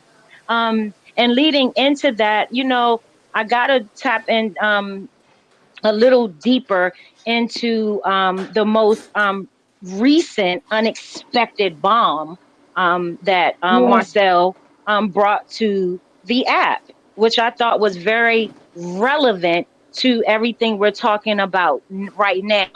Um, and Marcel, this question was this is definitely to you. Um, I wanted to ask you because you did speak on a little bit about trusting some of the what you saw as I forgot what word did you use. You trusted some of the I'm gonna say check marks, damn it. But putting your trust into, some of the so-called leaders on the app. And I've seen you do that in so many ways. So I want to ask you, how do you, choose the people that you did put your trust in? Because I saw you. I know that you're a very loyal person, but you're not very open to a lot of things. But you did put your trust into certain people, and particularly a male on the app, who a verified male, that you confided in and you put trust in so many ways. So I want to ask you, you Mhm. know, this person that you put your trust in, this man on the app that you put your trust in, and this person obviously trusted you at some point in your friendship or relationship or whatever you guys want to title it. Um, I would like to know if at any point when this person came to you and told you that you should not trust another content creator, and I'm speaking on Dramatella at this point, and Thotty Scotty, um, I would like to know, did you ever pose a question to Thotty Scotty? Did you ever ask him why you should not trust Donatella or Dramatella? And I'm asking you this because I noticed that you were still being loyal at that point, because even after being directed not to trust this individual, you still, again, we're talking about straddling fences here. You Mhm. still took it upon yourself to trust this woman. So Mhm. again, I'm gonna ask you, did you ever pose the question to this man that tried to come in between the two women, you two women? Did you ever pose that question to him? And if so, I would like to know how that question was answered, if it was ever answered by him, why you should not trust this individual. Yeah, so it was answered, but it was not anything direct. It was just watch out for her. She's known to be messy. And that's just what I had heard on the app from her previously. By this time, me and another creator who used to do Lunchtime Lounge had already bumped heads regarding the situation, and it had nothing to do with me. So the version of her I saw, she was not doing shows. She was very active in comments in a lot of the shows of creators I went to, and I was just like, I'm not seeing that. So what you're talking about happened a year ago. I mean, I don't know. I can't. I have to give her a chance because at that time, I hadn't heard much about people, but his name had came up regarding some scandalous things as well, and I ignored it because I'm like, that's just not what I'm seeing. So I just tried to give her a fair chance, which is why we ended up being cool for so long. Where the separation started was when I started talking with Dottie Scotty. And, we weren't even talking yet. I had brought her to the group chat and, let her and another creator who was in there at the time, know what was up. And you know what I'm saying? It was then expressed to me like, oh, well, let me know how it goes. I might want to try it out. And that's when, after that, I was just like, well, he's not mine. Shoot your shot. And after that, she just started getting on panels with him a whole bunch. She said she didn't too much care, but I stopped coming to the panels because I was doing my own shows, and I would catch wind of her saying things. Sometimes I would come in the room, it'd be like, oh, Dottie, there go so and so, as if I need some type of special introduction. So it just felt like she was trying to put my business out there, and I didn't like that. But still, this was all before Queens of Stereo too, so she still had my support because we were making content together. It was good. She was sharing personal things about her life on the panel, talking about things that mattered, autism, advocating for, patient rights, things like that. And so for me, I just judged her through the content we were making and what she was putting out at the time. And it wasn't what I ended up running into. Okay. And I posed that question One, because one thing about me is I can't stand to see sisters fall apart, especially based on a man coming in between, two queens. I think that that is the downfall of a lot of us as queens. As we try so hard to connect with other women and other queens, and then you have a male that comes in, a male of all that comes in to try to separate, that. So that's why I asked that question, because it seems to be a problem. That's a huge problem on the stereo app where you have, and it's not a lot of them, but there's a few that, what I've seen that really, they target, women. They make these shows that are based around women, um, quote unquote queens of stereo. But I don't feel like that these shows are to uplift the queens or to bring queens together. I've seen this show separate women more than bring us together. And so, I definitely had to pose that question, and I'm going to continue to pose that question because I want to know why or what it was that this man saw in Dramatella that made him tell Marcel not to trust her. And I think we can all understand why he said that at this point, definitely at this point, why she should not be trusted. As women, we can see that, but I would truly like to know what it was in this man that he saw that and made him and made him feel like he needed to warn you or make you aware, or like I said, beware of the check marks. And she wasn't a check mark at the time. You know what I mean? What it was that he saw, and I'm going to continue to pose this question because I think as a man, this question needs to be answered. It needs to be answered because he put it out there. He put it out there not to trust this woman. And we all know for ourselves, we all have our own experiences with her, why we shouldn't trust her. But I really would like to know, and I think that he should answer. Since it's out there now, he's putting it out there. He's making, assumptions or doing whatever he was doing to try to tear you guys apart. I don't know what happened in between that, but yeah, he definitely put it out there not to trust her.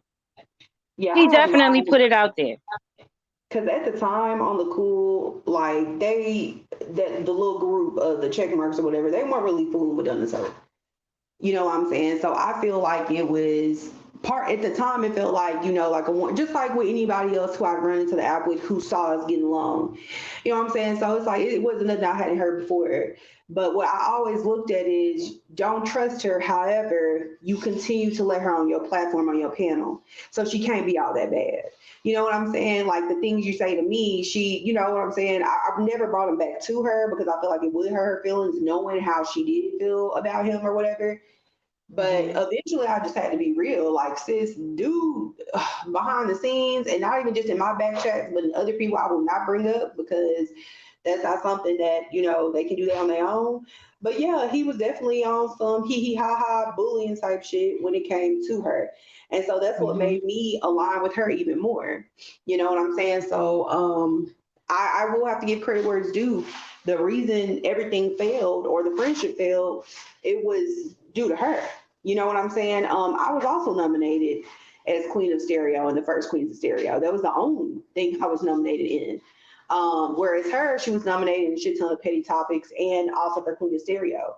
And so us working together as a team and really starting that whole trend of campaigning the way that we campaigned, you know what I'm saying, had full support. And I think that's what hurt me the most is I know for a fact that I was very supportive, but after that, she started to, as people can see, hang out with the very same people she claimed were bullying her. And that's what like irritated me because it's just like, I didn't understand it. I didn't know if she was on some type of mission to overturn. I didn't know what it was. But I was like, Hmm. I have rode with her for months and months. So you know what I'm saying? Shoot, whatever she do is not gonna hurt me. But then I felt like once I started to do my own shows and stuff like that, I wasn't receiving the same amount of support. I never brought that, to the forefront. But I never brought it to her either because I always assume, people are working. She has kids, you know what I'm saying? So you're not gonna be able to make it to every show. So I chopped it up to that. But it did feel like after that, the friendship started going, or friendship, acquaintanceship, I want to call it, because I don't call people friends too easily. And so for me, it's just like, yeah, that's when it started to go south. So she, accountability is all on her for how it ended. But I will say, yeah, there were definitely some seeds of chaos planted early on that may have Mm-hmm. been security, but I started to look at it in a different way because how are you telling me not to trust somebody? And every time I turn around, you have them on your platform and, let you tell it, oh, you have all these goals and stuff for where you want to be on stereo and what you want to see.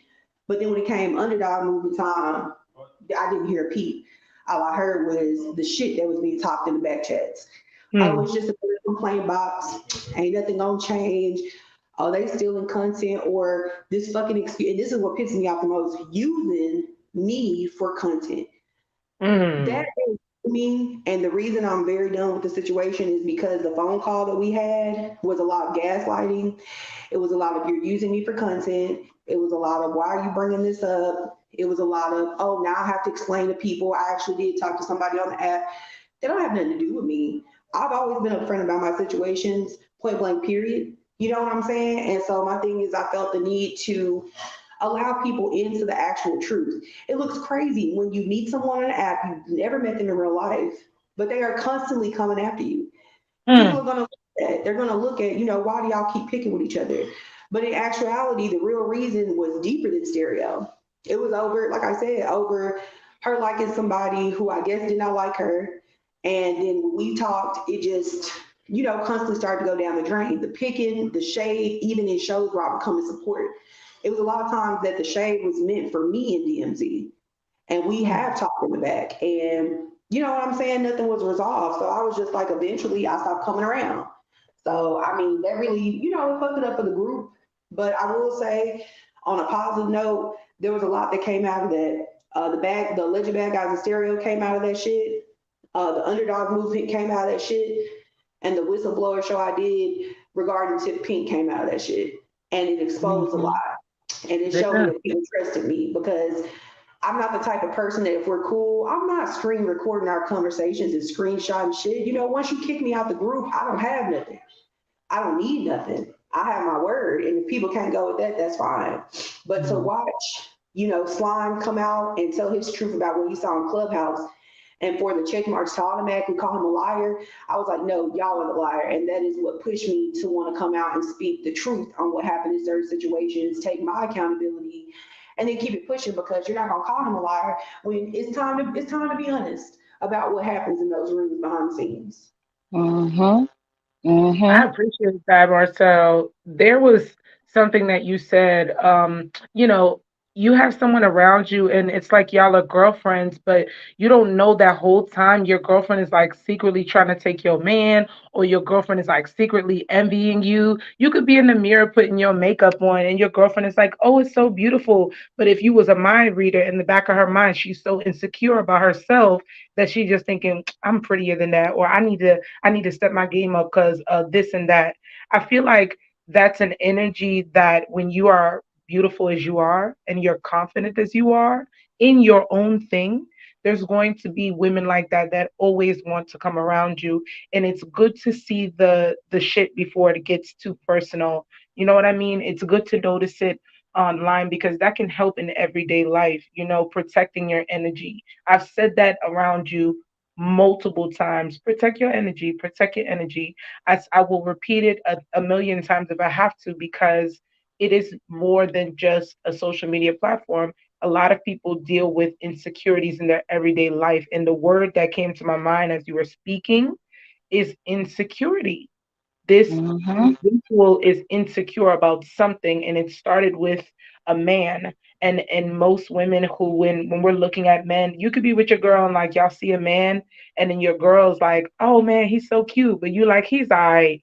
Y'all have differences. But when it comes to your man, if you get one, or your situation or your content or whatever it may be, and it's great, and your reception is great from the people that appreciate you by yourself, oh, that makes a person even more insecure. The jealousy sinks in, and then it becomes almost a mission, a task to try to tear you down, to bring you back to that level of beneath that person. And I've seen that on social media and I've seen that in real life. So based on everything you ladies were just saying, the word insecurity came to mind, and also, your essence, what you embody, and taking your own journey, your own path, stepping away, choosing to walk away from that situation and say, I'm going to do my own thing and go explore and get to know new people and get to figure myself out, and love who I am despite what you might think. Marcel, that is just one of the most beautiful, powerful spiritual things. Like, you're covered. You know what I mean? And that's why I say you don't need a whole, crew to go jump somebody. If you got a problem with somebody, you can go handle it yourself. And you do that with every situation and obstacle that might come to you. And you recognized immediately that, this guy, he's not all that. You can have him, girl. But sometimes females like have, reservations, and they forget to tell you how they really feel about you. But they'll continue to watch you and watch you blossom online and post your selfies and live your best life. But at the end of the day, they're sitting in the house bitter because they're not Mm-hmm. you, because they don't have what you have. And so they'll try to recreate it, or they get the satisfaction of having their name being spoken, whether it's negative or positive, just because it's being spoken.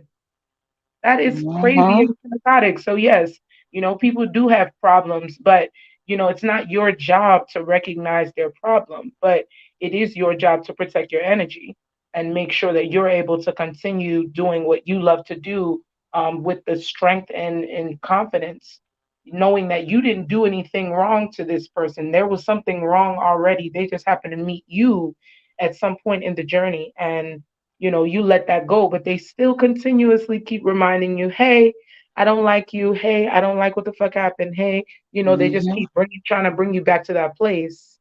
So, the fact that you're choosing these solo shows and doing your damn thing, girl, keep doing it. I love it. And I know there's several people out there who love it as well and love you and, everything that you do.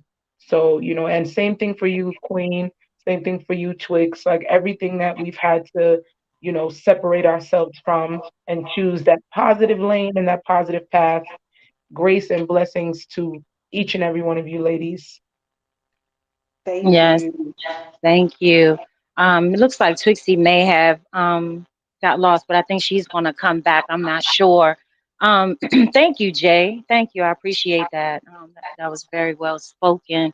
Um, yeah, just to lead or to continue this conversation, I would like to know, if you felt like this man was coming when he shared that information, and I'm gonna stay on him because I think that he was a lot of the cause of what of the separation between the two of you, just based on the relationships that he may have had with you, and if he had a relationship with her. I don't feel like he did. I just feel like she wanted something that you had, which was the attention of this man. That's just my thoughts. I don't know Yeah. what it was. But I would like to know, did you feel like when this man came to you and said, do not trust this woman, do you feel like that was coming from a place of good intent, um, or not? Mhm. But also, I'd like to know if, what lessons were learned since, everything has unfolded. I want to know, if you learned a lesson, or was it a lesson for you? If so, what lessons were learned? But overall, I want to know, did you feel like this man, I mean, looking back in retrospect at this point, do you feel like this man told you that with good intent? Yeah. So looking back, no, I don't. I'm not really sure what was going on. And like I told her, I'm like, that's something I do. So I personally don't care, what it is. I mean, there could have been something. I don't know. Um, but yeah, at the time I definitely felt like it was good intention because I felt like he was a good content creator. I can't even say like good person, but cared about his Mhm. platform enough where you didn't really hear his name too much. But then again, at the same time, you're always gonna, hear something.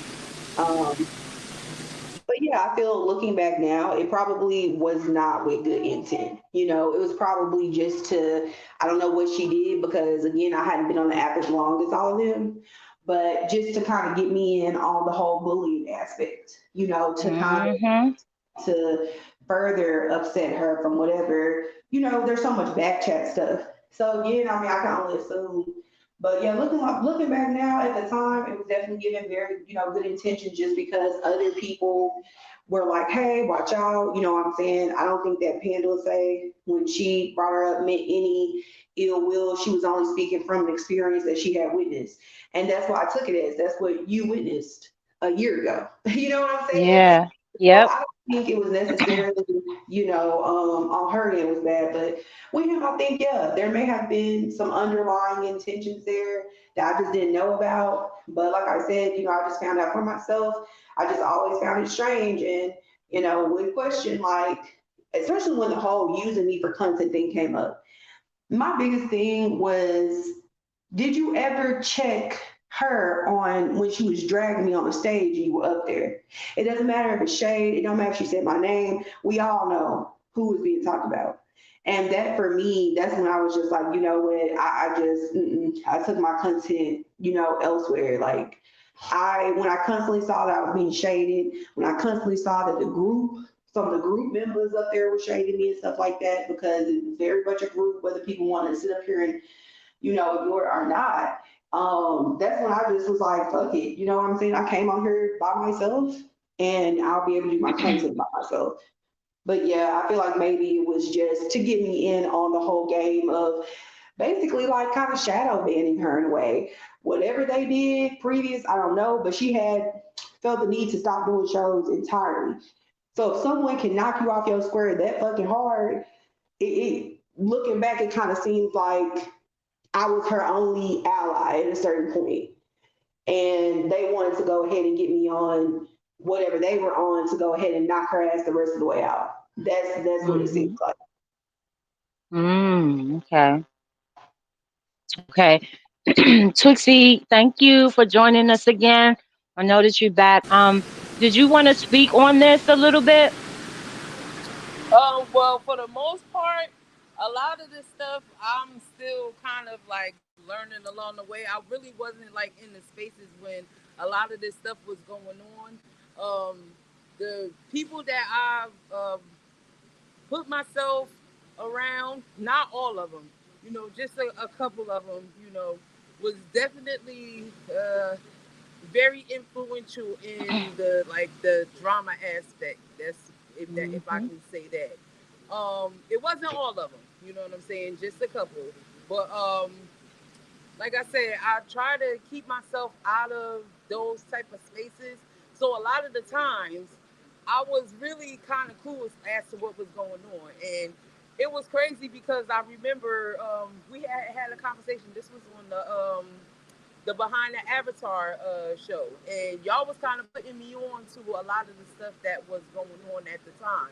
And even though I was saying, it's not a matter of if but when, and that was one of the things that I will always talk about. I didn't really experience it until I experienced it. So, Mhm. now that I've learned my lesson from that, I just, still continue to remain on the same things that I've been doing pretty much when I got on stereo, and that's to keep myself out of those situations because one thing about me is that I'm not very calculated.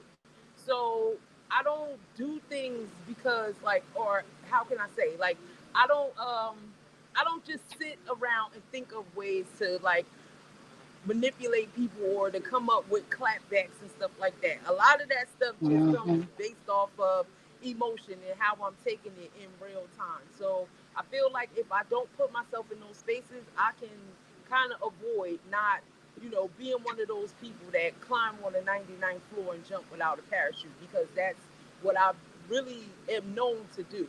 Like when people take it there, I got to take it there and then I can't stop myself. So, um, one thing about, just trying to learn myself more is to know when, you just pick and choose your battles and you don't put yourself in those situations. But yeah, I've definitely learned my lesson about, you know, people and not having conversations with them that we should be having as friends.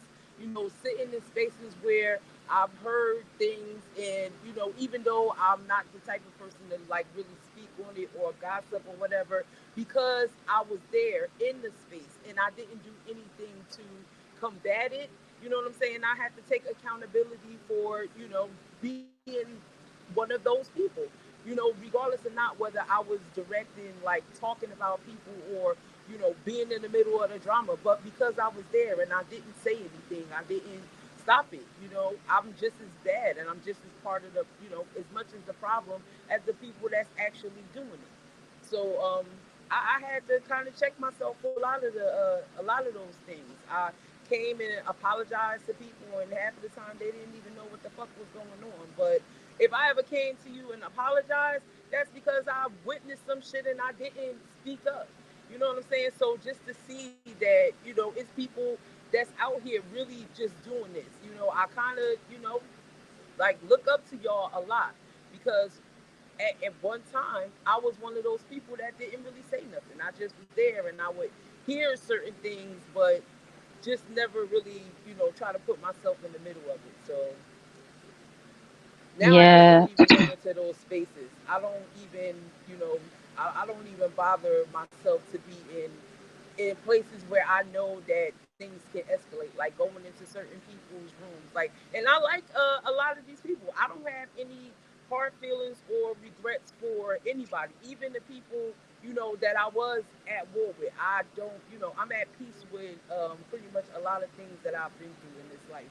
But will I go into the spaces? Will I put myself in a position to where I'm not, I would have to protect myself or feel uncomfortable? No, because once it's elevated and once I get to that place where, now I'm not really caring about people's feelings or whatever the case may be, like it gets really, really bad. And like I said, I just value my peace more. Yeah, as you should. As you Yeah, should. And always. thank you so much for that, Twixie. I'm going to tap into a little bit of where I started getting connected to this whole group of people. Um, there was, and I think it was through the mediation, which shout out to Twixie, shout out to you, Queen. I'm gonna give you your flowers too. I had a chance this past week to tap back into that show with Dramatella and Marcel, and where you were mediating that show. And I want to give you your flowers, Queen, for your level of patience, first of all, in doing that show. And I was Hmm. in that show. That was the first show that I attended. That was my first time ever really sitting in a show with a dramatella. Prior to that, I had never really sat in her shows. Not that I can remember. I could be wrong, but I don't recall ever sitting in a solo show of hers prior to that. And I think what brought me to that show was it's Marcel, just knowing that it's Marcel was going through something. So I'm definitely going to be there to support my queen, but also knowing that Twixie was a part of that as well. So that was my purpose for being there, not necessarily for Dramatella, because I did not know her at the time and I really didn't care to know her. I didn't really like her personality from things that I had seen for myself. And this was prior to me blocking her. But in listening back to that show and listening back to that show, it really did open my eyes to some of the things that Marcel just released to us about um, the relationship that she had with Thotty, um, and how it could have affected Dramatella. as well. And listening back to that show, I noticed that um, number one, every time that name came up, that woman, her spirit is just like she turned into a devil. Whenever that name came up, she would try to deflect from that conversation. She would really try to get off of that conversation when it came to him. Whenever Marcel would try to address um, when she would try to, address the situation at hand or any questions that you had, or whenever she would bring up that name, it was almost like it lit a fire under that woman.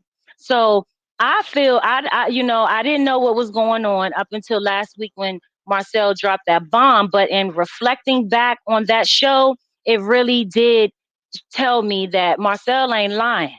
I already knew she wasn't lying, but I saw more truth in what she was saying based on that show and how this woman did possibly have some type of feelings for this man.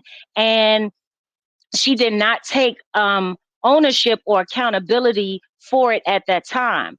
To me, it felt like her main target was getting at Marcel. It was almost like she was just there to, attack Marcel. And everything that was said about this man that Marcel was trying to express during that time, it was deflected. It was deflected. When Marcel came out and Marcel said, even Thotty Scotty told me not to trust you, that bitch never, oh, excuse me, y'all. She never, it was almost like she ain't even hear it. It was almost like she didn't even hear what Marcel had just said. It didn't even matter to her.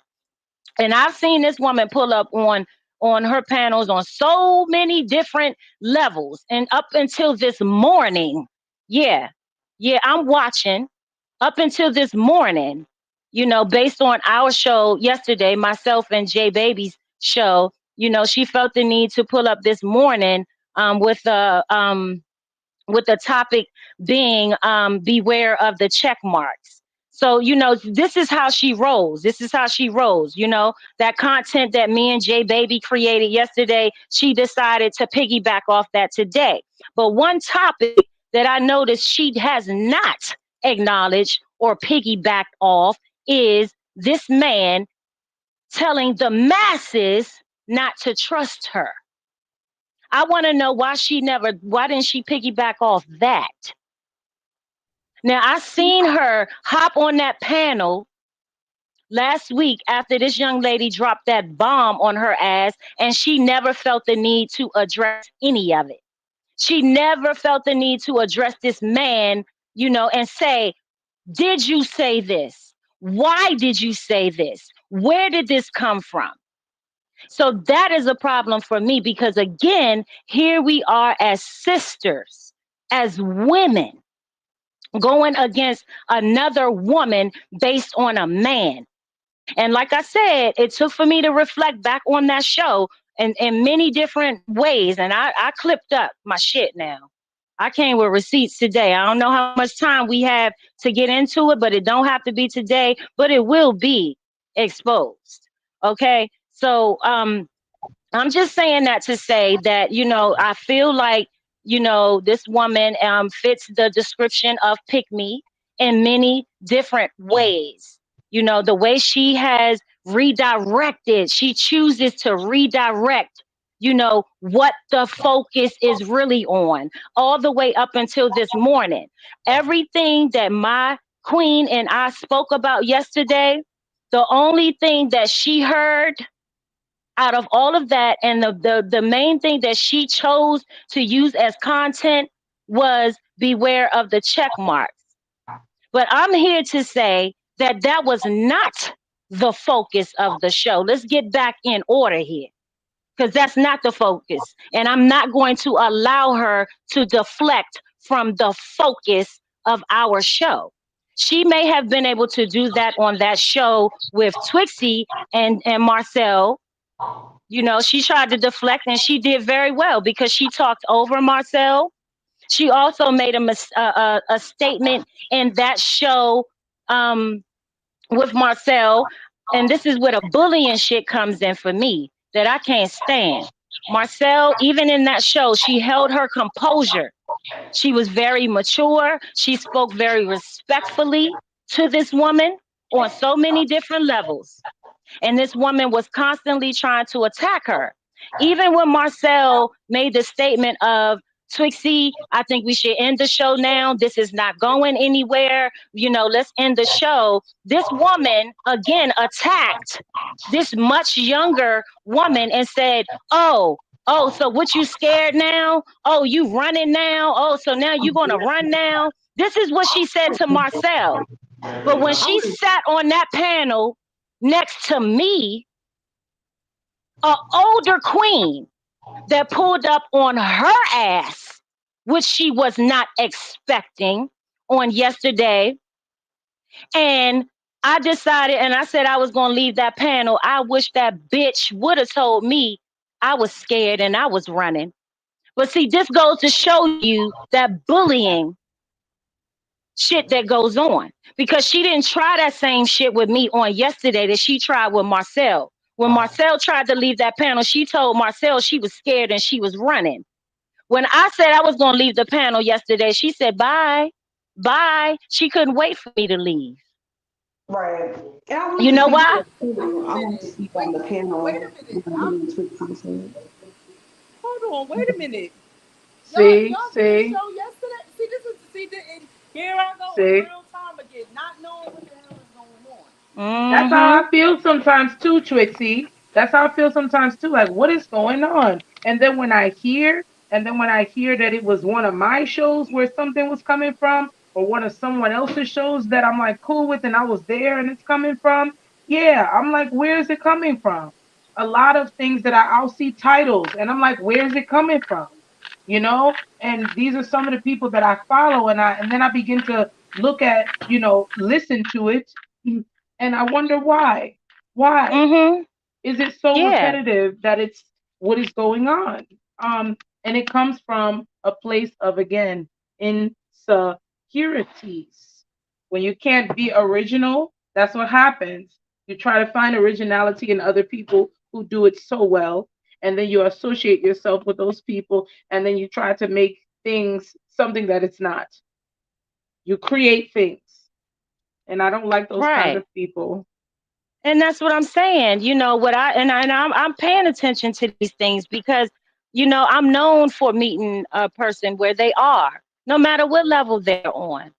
I'm going to meet you where you are. And that's what I did with her yesterday. I met her where she was. And this is based on, just a whole lot. She know where it came from.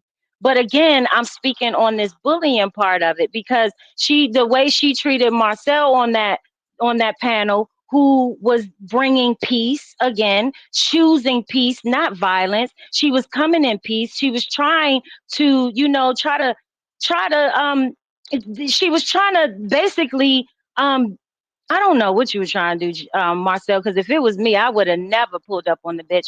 But you were trying to still bring peace to the situation. You were still trying to come to this older woman as a younger woman and try to come to some type of resolve. And she was totally against it. She was totally against it. And I didn't like that. I I didn't was like that. like when Quixie hit me up and was like that Donatella was willing to do the mediation, because I know she tried to come up with me and her were going back and forth with each other, but we was going too hard, and I was like, I can't let nobody up here because right now, because everybody gonna get cussed out the way I feel. So when, everything was calm and shit like that, and, I was able to breathe a little bit, the question that Twixie posed was, do you want it on stereo or do you want it outside? And I remember saying I'd rather do it privately. Donatella was the one who wanted to do it in public. And that's when I knew from jump there wouldn't be a reconciliation. And so everything I did was very deliberate. She kept calling me little girl. That's one thing she kept doing that irritated me. I let that go. She said that my content, I sound like a parrot. I let that go because I'm like, if people watch your shit, you literally are the parrot of stereo. And the one thing I brought up outside of the thoughty thing was track records. And I said that track records matter, and they do. Because I was like, when you look at me, if you compare me to you, I had been on the app for quite some time. You know what I'm saying? That was my second Queens of Stereo. I don't know how many golden mics it was, but that was just last year when we had this towards the end of into 2021, beginning of 2022. So it's just like, I had been on the app for like a solid year or just about a year. And it's funny to me because I was just like, I've heard so much about you. You've gotten into with people even when we were in friendships, where me and another person that was in our friend group had to talk you into having a show to, you know what I'm saying, take accountability for how you treated the young woman, when really it was the dude she worked with who had an issue with you, not her. But instead of you going for the correct target, you attacked, little old CC Jackson out of nowhere. And so, yeah, Mm-hmm. they ended up having a show, but that was from guidance from us in the back. So, I understood her wanting to have it on DMZ and stuff like that. But I was just like, once she said she wanted to have it public, I just came in with a strategy of I'm going to tell my truth. And that's why I did off bat. I said I did it and I'm not sorry. And here's why. And of course, she wants to talk in circles. Of course, she wants to try to play recordings and stuff like that. Yes. But I was just so irritated by her that I was like, I'm not even trying to listen to that, because I'm trying, once again, to show grace by not really getting to what I feel is the real issue. I think that's a lesson for me that I should have went ahead and just been like, let's keep it real. Let's keep it a buck. You don't like me because of Thotty's got it. But at the time, just trying to respect everybody's boundaries and whatnot, I only said a little bit, and even with that, people was mad. Oh, why you bring my name up, or trying to gaslight me into thinking I'm wrong? That's when the fall began to happen, because I was just like, nah, bro, that's not what I stand for. Like, if I'm gonna tell the truth, I'm gonna tell the whole truth. I'm not one of those people that likes to use they said this and they said that. If you told me something or whatever in confidence, like, I've already checked with you. You know what I'm saying? The only person I didn't check with was Thotty, but that's because I was going to do what I wanted to do with the information anyway. You know what I'm saying? And my thing is, it was already established from what I thought, from how Donatella used to talk, that he didn't like her. So what's the problem with me saying that you said to watch out for her? That just validates what everyone is pretending to already know. But I Mm-hmm. think that she only acted like she didn't like him because she wasn't given a certain amount of attention. And so, like I said, to me, it just disappoints me that not him, but she allowed our friendship, or what could have blossomed into a friendship or at least a good acquaintanceship, because our content was fun. It was funny. We rarely got into personal things, but it was a good time. And you know what I'm saying? You did that. So you have to take accountability for how you reacted and how you treated me over somebody who, I don't know what happened with that. I don't care what happened with that. That's not my business. But it's just like, girl, you can't be doing me that way. And I'm the one who used to charge him up. I used to charge him up in the show. People acted so afraid to speak their mind to him. And I'm like, y'all are crazy. This is just a dude. I've literally never heard of anybody on the app, just like no one has ever heard of me. And even if I did hear about them, if they were a YouTube star or whatever, you could be a celebrity. I don't care. I'm going to say how I want to feel. I'm going to say how I feel. And if I feel that you are treating someone wrong and I'm seeing it with my own eyes, then I'm going to do my best to check that, especially when they're coming to me, with how they feel. And I think she knew that. She used that to her own, I guess, advantage or whatever, to try to make it seem like I was the issue or I was the one going to, I don't know if she did to get his good graces or what. But at the end of the day, I just felt like it was still very foolish. You lost what could have been an awesome friendship over a dude who has an established relationship outside of stereo, which, I found out during our time talking. So I was just like, not only, he's kind of sneaky. I found out while we were talking that he's a bit arrogant. And, he don't like when people knock that shit down. Because I'm like, this ain't stereo. You know what I'm saying? This ain't stereo. So some of the things he would say and the way he would go about it, I was like, oh, you're kind of ruining it for yourself. So, I can't sit here and even blame Donatella for how things went. And I've never have and I don't. But it's just like, you ruined the friendship that could have been, sis, not him. Because my thing is, I mean, it's been plenty of times where dudes have come into the mix with me and my friends, and that has never been an issue for us. It's plenty of fish in the sea. This is stereo, honey.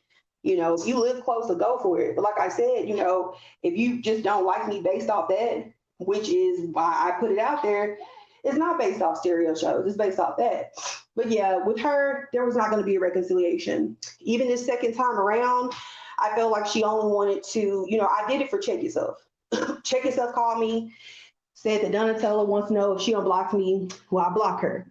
I assume, this is an assumption, that Donatella knew Queens of Stereo was coming up, and she knew around the time it was coming up. Because the first time she set up our interview, it was right in, it was right before the show, Queens of Stereo, like a couple of days before. So Mm-hmm. I I'm gonna like get she made, into that too. yeah. So it's just like, so the second time I went in open heart, like, okay, cool. We probably never gonna go back to how we was, but I think this will be a good full circle conversation. We was just screaming at each other. Now look at us on stage, and that never happened. So it's like, even though my intent accepting was good, over time I started to realize and really see what Queen Black was talking about.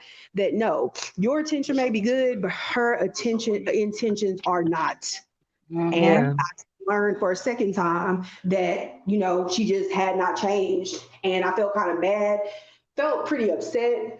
So I went ahead and just let out everything. And I feel a lot better after doing that. You deserve to feel better, Marcel. I listened to that and it was hard to listen to. Two reasons. One, I never like listening to conversations where people talking over somebody because I think it's really rude and disrespectful in general, no matter who you're talking to. And much appreciation to Twitzy because you handled that very well. And there were times where it was overpowering even you as trying to be a mediator, but I think you did really well with that conversation. And Marcel, you deciding to end a conversation when you know it's become too much for you, I think that's a really like powerful thing for you to have, and it's a great quality and conversations because even if you have an issue with someone, you're still willing to give them room to talk. And then you're waiting for your turn to speak and you give them that same respect, that you expect in return. But it sucks that, even when you try to give a person an opportunity and then they start saying something that's really false and creating a false narrative, the amount of divide that happened after that, I feel it was just weird energy being around people.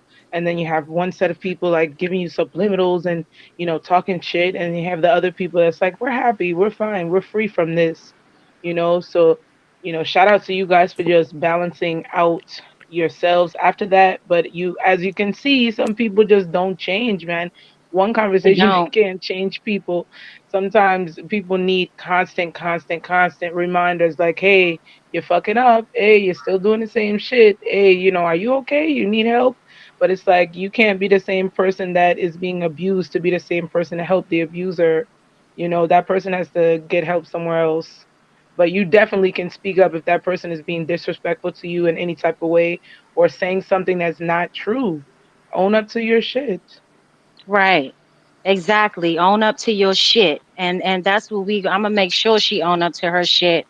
Her and him. They don't have a choice at this point because Queen Black's foot is on fucking necks.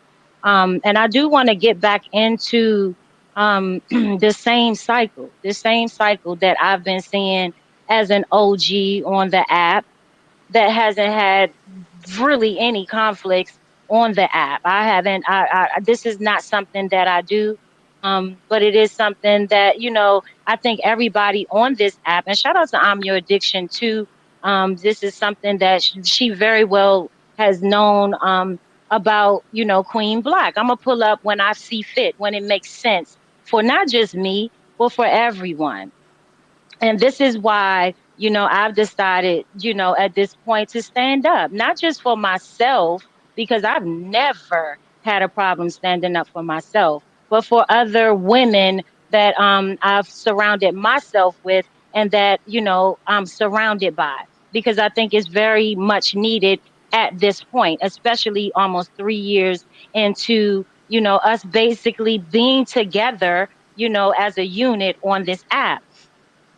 This is something that keep seeing over and over again. And back into the topic about the younger women and being attacked, Marcel mentioned the incident with CC Jackson. And I can recall that too. Now, I think that all of you women on this app knows that I am a firm believer of sisterhood and us building one another up, not tearing each other down. And this is another very young woman that I seen attacked by Dramatella. I seen this young woman attacked by another older woman. And I thought it was, God damn it, Twixie, you shooting over there? Oh no, my bad. I didn't even know my mic was off. I'm my bad. My bad. No problem. But yeah, I seen this woman, that woman attacked as well by Dramatella. So I'm not gonna get too much into that, but I'm just telling you, I just want for our listeners to know that this is an ongoing cycle with this woman. That I still and it goes back to what we were saying about being intimidated by, not only younger women, but very highly intelligent women, very attractive women, women who has voices, women that can speak for themselves and speak up for themselves. Although I wouldn't say that for CC Jackson because she brought her mother on there, which I would have never let that bitch get on no panel with me and my mother. Shout out to CC Jackson for that, because that bitch would have never had the pleasure of sitting on nothing near my mother. I'm sorry. So I'm gonna just say that. Mm-mm-mm. Um, yeah, I'm gonna put that out there. So I want to talk about her setting up that show. About her setting up that show with Marcel just before Queens of Stereo. Marcel spoke a little bit on the advice that I had given her, as far as the intent behind Dramatella inviting her to a show. Did you say she invited you to that show, Marcel? Just so, because I don't want to put the Yeah. wrong information. Okay, so Yeah. So yeah, what was her? after, we'll go ahead with your question. Okay, yeah, about her intent behind that show. Now I'm gonna tell you what I saw with that, the intent. Now I could be wrong. I don't think I'm far from the truth though. Um, Mhm. and I noticed, just this is just from a bystander point. I noticed that just before Queens of Stereo, I seen her trying to make amends in some type of way with Marcel. Marcel didn't even see it coming. I saw it coming, and I saw it in a room with Sister Crystal when Dramatella rolled up in there, and all of a sudden now she wants to be friendly, and speak positive on Marcel. This is all leading up to the Queens of Stereo. Oh, okay. I just got your message, Marcel. I'm gonna make it quick. Oh, no, Um, yeah, yeah. So, what I saw was a very strategic way of promoting um herself, what Dottie Scotty had going on, or what their shows were. And I say strategic because of the timing and the intent behind it. Like she offered this woman a show. Again, this is Marcel showing grace for even accepting it. She held this, huh? I'm sorry. And she held this woman's profile or attached it to her profile for months prior to. prior to Queens of Stereo, and I thought that was pretty strange to me. But I know promotions, I know marketing, and again, I felt like she took advantage of Marcel with that situation. I don't think that she had any intent of ever doing a show with Marcel, and if so, I feel like she was looking for an apology, which I didn't feel Marcel owed her any apology. That's just me. I didn't feel like she owed her an apology, but the intent behind it is what really, really irritated me, because I felt like she did that to promote herself or to make herself look good through this campaign for Queens of Stereo or whatever, to, kind of let people know that she's, that they are on good terms or whatever. And just to turn around and snatch that show from up under this young lady, never giving her the space to speak her piece. So again, that was another example of her taking advantage of another young queen on that app. She knew what she was doing. She knew what she was doing when she did that. So that was just my input on that. I don't feel like that she did that with good intent at all. At all. She had her own reasons for adding Marcel to that platform, and then I feel like she knew from the very beginning, I'm not doing no show with this bitch. I'm not doing a show with this bitch. I'm gonna just hold her close to me, hold her name close to me, her profile, and yeah, even unblocked her just to go sifting through her profile and get more information and more content for her to use on her own platform. So I'm putting that out there for the other ladies, and right now I'm speaking, the same language that Thotty Scotty was speaking. Beware of Dramatella. Do not trust Dramatella. This is not a check mark issue here. Okay, this is not targeted towards the check marks. This is targeted towards Dramatella for those that want to go back. And I know that this is probably the only platform that she's not blocked from, as far as I'm concerned. So anybody that needs to run back and pull Dramatella, tell her to come over here and listen to this. And I'm also inviting an invite for her to meet me over here behind the avatar if she has something to say to me. Okay, that's how I feel about that. And I wanted to put that information out. As we are closing out the show, I'm gonna go ahead and pass this mic, and I'm gonna pass it. I mean, we can pass it around on the mic for closing remarks for everybody, or if it's anything anybody would like to say at this point. We're gonna go ahead and pass the torch around and give our closing remarks.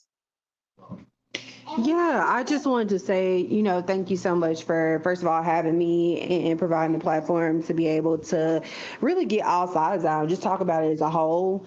I will say with the Queens and Stereo competition thing that it was, like I said, it seemed like an olive branch, but after the first time she moved it without telling me, and you move it the month after the show, I mean, you move it to after Queens of Stereo. First part of me thinks that, okay, you're doing it because you do want to have content after I win or lose. When you did it before, it was like, okay, you want content regarding campaigning. But after I didn't get to campaign, I was just like, okay, this is not going to work. I Uh-oh. was like, it's not going to work. But I don't know. What trips me out the most is, like I said, I felt like she was wanting me to cancel. That's how I felt, so that she could spin the narrative, reblock me, do whatever. And so when she hit me up after I had said something about it being unprofessional on one of my shows, oh, I heard what you said. I have some things going on in life. We'll just have to move the show. We can work together again. Do, do, do, do, do. And I let her know, no, we will never be working together again. I just felt that it was very irresponsible to move it and not let me know. You're moving it to months where I have to like plan things around your show, and that's mad wild. And so I just let her know we would be working together. And right after that, I blocked her. Mind you, I did reach out to Dottie Scotty and asked him what was going on.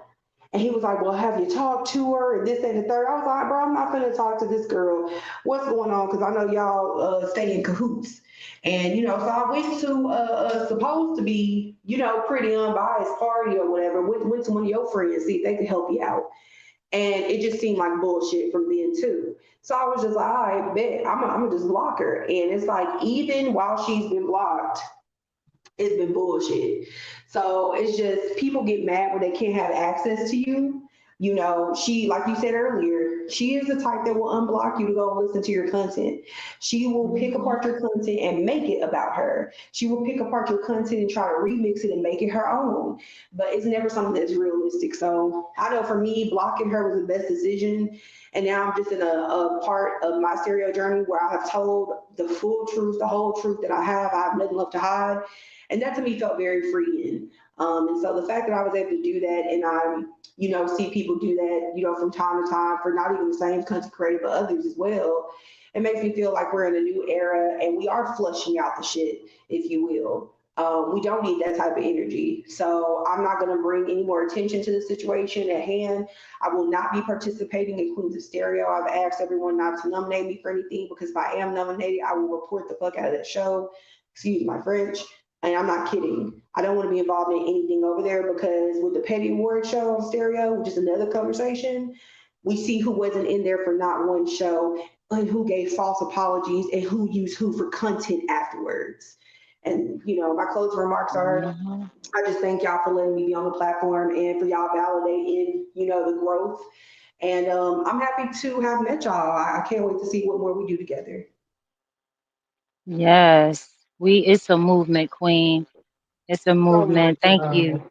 Thank you. It's definitely a movement, and we are definitely here to support you through it all. It doesn't matter. It doesn't matter the good, the bad, and ugly, and you know that to be facts. I have definitely been right here with you, Queen, and I'm not leaving. I'm not leaving your side at all. Neither am I. Mm-mm. I appreciate everything, Marcel, that you've shared, Queen, Twixie. And thank you for bringing up the topic of positivity today. That's really important to me, and it is a big aspect of my life and something that I try to, share with each and every person that I meet. And hopefully I can hear and see more of you ladies in shows that I do with my music coming up in the future. And, I got to have Marcel in my music video because, girl, you got the moves. And Trixie, you too. Of course, Queen, you're going to be there. But, all in all, I think we have learned a lot about our experiences and each other's, and I just hope that we can continue to go out there and embody that positive energy and knowing that all of it is a part of the journey of growth and all of it is a part of understanding who you are and what you contribute to this world matters. So, peace and love. I hope you guys have an amazing, amazing Sunday. And I'll see y'all for Motivation Monday tomorrow. Stay motivated, stay positive, and love life because it's worth it. Life is worth Mm. living. Peace and love. Peace and love to you as well, Queen. I love you, and you already know we attached at the To hip, the hip, baby. to the hip, to the hip, hip, the dip, hip. Love you too. Love you, baby. Twixie, baby. All right, so I would say the downside is that unfortunately they have not cloned me yet, so I can't keep up with everything that's going on. I think I need a clone at this point because I'll be so lost in the sauce sometimes. But it, I love it though. I love it's it. so damn unfortunate that after years of being on this app that we can't come to some type of resolution so where we can be at peace. And I'm even speaking from my own situations on the app as well. You know what I'm saying? I don't really get to talk about other people's situation and not address my own. And that's another reason why I really try to stay out of it because I can't really give people advice on situations that I have not yet to have handled in my own personal space. So, but I think it's unfortunate that we're in this space and we call ourselves a community and we are still at odds and still at war, over things that's so minute. So that's the downside of it. But of course, the upside of it is that we have our people. I remember listening to Marcel when she would always say, you find your tribe, you vibe with them, and that's a Hmm. beautiful thing. So on the upside of it, we do have our people that we can kind of hold on to, make sure we're fixing their crowns whenever they're down, and just building and getting other people that see that positive aspect to just keep coming in, and we're going to grow and grow and grow. But I mean, this was beautiful, man. Make, just just to talk about positivity, choosing to be positive, just coming up with ways to do that, like sharing our stories and our experiences, man. This was so dope, and I just want to give a big shout out to everybody who came in, who added to the conversation, man. This was lit, and I hope that y'all continue to come back and join us, and even be a part of the panel one day, man, because different perspectives, different experiences, man, is gonna help us shape us all. And man, I'm here for it. Yes.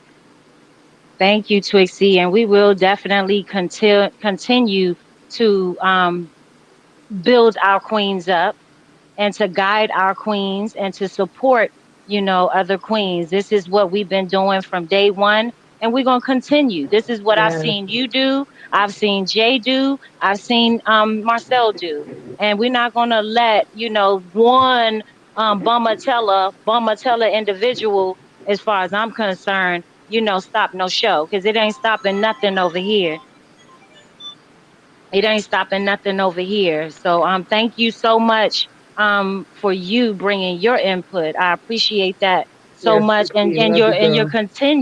continued support, organic support. And I love it when you don't know what's going on. I love it. I love it when you don't know what's going on. That goes to show that you ain't messy like that. You're not in tune. And it shows that none of us are. I don't tap in and tell Twixie everything I know, or send, a show every time, something happens. You don't see me reaching out to anybody. We deal with them as women on our own. So, I just appreciate the organic, build that we all have um, Yes, created, based on this app. And I appreciate, all of you just for being yourselves, not coming on with the acting skills and no scripted material and none of that. That's not what we do over here. So I appreciate you ladies for that. appreciate you, Queen. Thanks for always making Yeah. the safe, positive space for us to come and do what we love to do, which is express ourselves, whether it's social media or, just in real life. I appreciate you. You've Right. been a big inspiration and help for me online as well, and a huge protection, and definitely my road dog when it comes to this music that I make. Thank you. Thank Yes, you, yes. ladies, Thank all you of so you. much. And thank you for taking the time out to even join us today, Jay, knowing that it's, you're um doing a birthday party for your children. Like, you have made so many sacrifices. And I appreciate you for that, Queen. I appreciate your loyalty overall. Thank you. No, I'm blowing up balloons right now, girl. It's a part of my life, and I think my family and friends, everybody understands when I'm on a show. I'm on a show. I'm doing what I gotta do, and I'll be right with y'all. So, thank you for having me. It does help life to take a moment and just have a conversation with your girls. It helps life when you're able to express yourself in different areas, and you're not limited or restricted to just one. So I appreciate you for that. Yes. Yeah, I appreciate you. I appreciate you, Queen. Yeah, so as we're closing out, I know that you ladies have a lot going on. Thank you so much, Twixie, for joining us from work. Then, yeah, I mean, and just, being your loyalty to the Queendom Speaks show overall, because you don't have to do that. You at work. You could be risking your job. I don't think so. But you very well could be risking your job. And I appreciate you taking the time out just to join us and even entertain, us by listening to what's going on, because I know that you don't know a lot of what's going on. And you don't need to. You don't need to, because it doesn't involve you. You know what I mean? It really doesn't. And trust me, we got it. We gonna always handle our business. Right. But yeah, you'll get to know what's going on very soon. If you don't know, now you know. Yeah, I was about to say, yeah, I know from what and it's just crazy to see, man, because you would think at some point in time, like, you would find something to keep you so occupied in a space where it's so much stuff going on and so much positivity. Like, you find yourself being like in a space where it's just negative, and that's not healthy for nobody, man. We talked about stress on Read the Live the other day. Shout out to Livewire and Lord Shanique. And I was just talking about things that I do to kind of keep me out of stressful energy. And one of those things is just not being in spaces where I know that it can be tense. It can just have a negative effect overall because yeah, me and stress don't we don't mesh well together. I mean, it physically beats my ass, it mentally beats my ass, and I mean I just can't afford it. Yeah, you don't need it. You don't need that. It's not worth it. Trust me. Shout out to Rada. Shout out to Rada. Shout out to Rada Dada. But that was one thing that he said to help me get through my mission that I was on yesterday. And the main thing that he said to me was, you know, she's not worth it. And that was the best. That was the most honest thing that could have been said in that time. Is she ain't worth it. She ain't worth it. But it will be addressed. I ain't done. Puts on neck. Um, so I'm gonna go ahead and close out the show. I know that I have collected some just some little short clips, just a recap of some of the things that we talked about today, the topic of the day that Marcel brought, but also, just a recap on some of the things that we have experienced, myself and Jay, some of the issues that I have with this woman. I'm going to share some of the clips here on YouTube. You guys can find the shows definitely on my profile on stereo if you want to update yourself a little more and get a little deeper into the shows that uh, um, we were speaking of today, as far as the show that Jay Baby and I did yesterday regarding the plantation owners of stereo, the gatekeepers and plantation owners of stereo. We did have a long discussion, about an hour discussion about that yesterday. But also, there's a show on my profile on stereo of the pull up on Donatella, Dramatella, on yesterday, that she a very unexpected pull up. And I'm going to share those clips here as we're closing out. You ladies, I know Jay, I'm not sure if you are in a space to share some of the clips that you and I had, but if you're not, it's okay. If you'd like to share them before I start sharing mine, if you're not, it's fine. We got plenty of time. I can go ahead and start I don't sharing have mine. my other phone available, but Okay. I can Okay. definitely, and I'm Yeah, it's showing. no, it's okay. Yeah, at this point, yeah, if you guys, I mean, I don't know if you have to leave, if you want to drop off the panel, that's fine. Hopefully you'll be able to tune in from the other end, or you're definitely welcome to stay on the panel as I go through my clips. Hopefully Jay um will be able to share her clips after I finish. I only have a few. Let me see. I just want to make sure my devices are connected. Shout out to Serenity out there. Thank you, my queen, Hey, for joining us. I miss you, Queen. I miss you, miss you, miss you, miss you, miss you, miss you, miss you on stereo. But I know your purpose is for not being there, protecting your energy. I love you, yeah, Queen. Shout out to Fletch Daniels in the building. She said this is a great convo. We appreciate you, Queen, and we can't wait to get you on this panel with us as well. Shout out to CW Productions and the No Poo Jews Allowed movement. You already know what it is. Thank you so much for tapping in CW Productions and everyone else that has tuned in with us today. So I think I have the right clips. Just give me a second. Let me mute myself just to make sure I'm on the right path with these clips.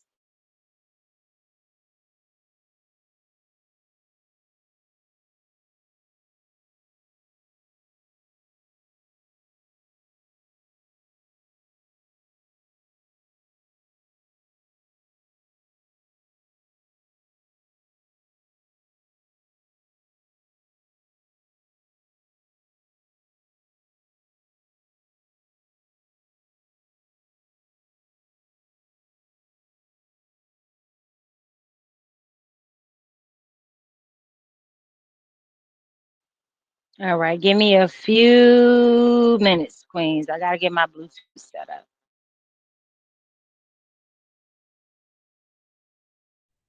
okay. I'm gonna step down, but I'm definitely gonna be in the YouTube listeners. I appreciate you, ladies. I'll be listening. Peace and love. Peace and love, J to the Love baby. y'all. Hug the babies for me. I will. See you, baby. Bye.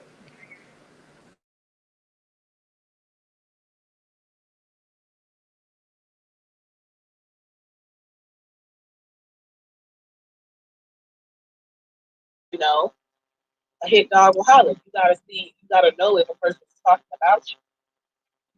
All right. Can you hear Twix? Yeah, I can hear. Okay. Let me get my sound right. Shout out to the room. All comments are welcome, and the listeners, thank you so much. I appreciate you guys.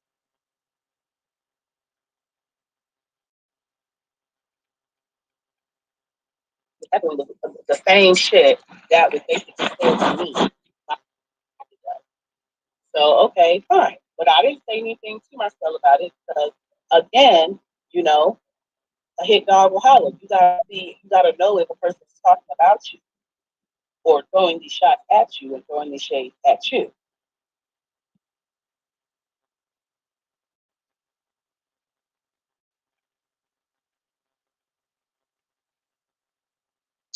Damn it.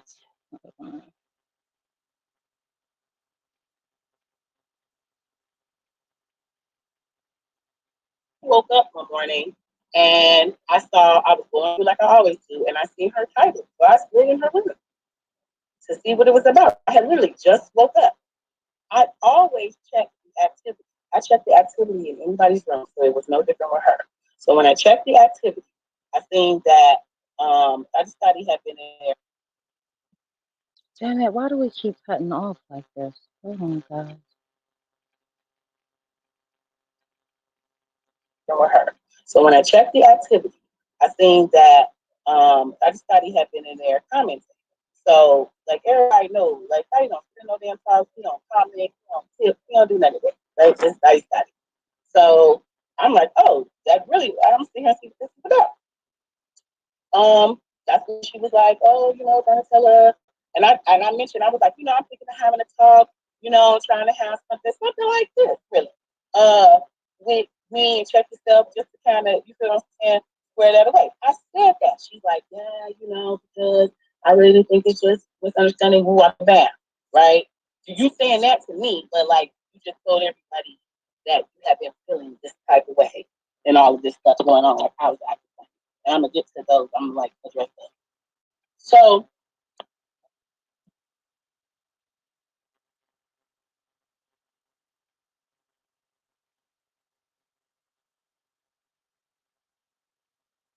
2 o'clock in the morning, I couldn't sleep. So I went back and listened to her talk. Nobody alerted me to anything or nothing like that. Like I just literally went back to listen to the rest of the talk. So when I'm listening to the rest of the talk, she's talking about the bucket list. A lot of things that she's saying that she kind of wants to see change, see different here on stereo and other places, just in life in general. But then when it started getting to the like more specific stereo shit, it was a lot of shade, right? So I'm like, okay, I'm listening, but again, is she talking about me? Because I do understand it's the words and like the wording she's using, doing what I've already heard from what I checked stuff I already had beat for her. So she Dottie says to her, who are you talking about? And that's when she go, well, you know, and didn't really want to say it. So he comes back again, like, nah, who you saying trying to be like? There was a lot of accusations that I'm trying to figure out where you would have even got these accusations because it's on tape nowhere of none of this stuff that you saying that I'm saying that upset you. So you heard it from somewhere, not out of my mouth, out of somebody else's mouth. Whose mouth I do not know, but you didn't hear it out of my mouth. And if you did, let me hear the recording of me saying you trying to be like me. So this is what you said on your show. And so when he asked you, who are you talking about? Then you dropped my tagline. And that is where all of this started. Nowhere before that, in any live, had I ever thrown shade at you. like shade, the kind of shade that you're talking about, because we all throw shade at each other. Okay, Smitty says that I have a 2G phone and all this stuff. We throw shade at each other, all of us.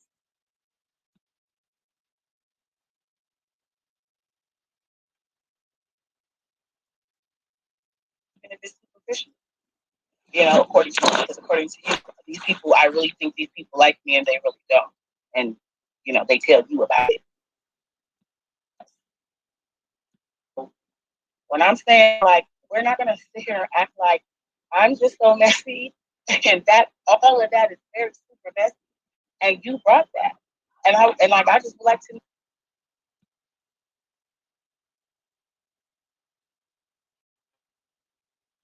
come on it. I didn't bring one person into it except to say that whatever I had going on when I got into it with checking stuff on Clubhouse, and I stated that time and time again that I did bring that up because there were multiple people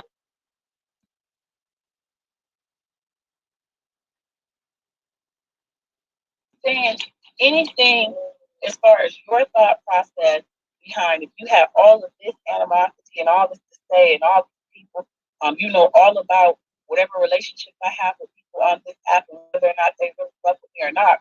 You know that. Like, oh, you don't be in the back chat. Neither do I. I'm not in anybody's back chat. That's a fucking lie. That's a fucking lie, bro. But continue. Continue. Got a lot to say. So where's the back chat that I'm in? And that is a fucking lie.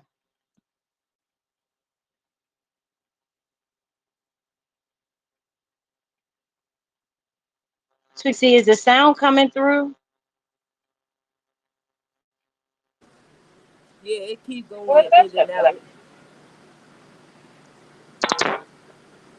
It's plenty of dudes. What I wanted to say too was I didn't start it. I didn't start. Wait a minute. Hold up, bro. No, sit up. You're not gonna say that and then sit up. Okay, but we're not gonna sit here and act like I don't do group chats. I've seen you in some of the group chats. You're on Clubhouse in the group chats. I don't have to screenshot. But no. I'm gonna get back to your other point of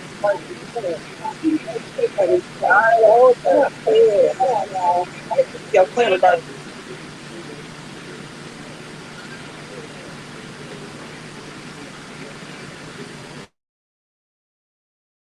the point where, y'all started to see, like, the difference or problems or whatever. So when I started seeing a difference, I guess, in lack of communication, it's not like we didn't talk. And it's not like, when I say, let me just clarify one thing. When I say I do not do group chats, I have done group chats, and everybody knows that I leave the group chats because I don't do them. So that's what I mean. Like, I'm not in no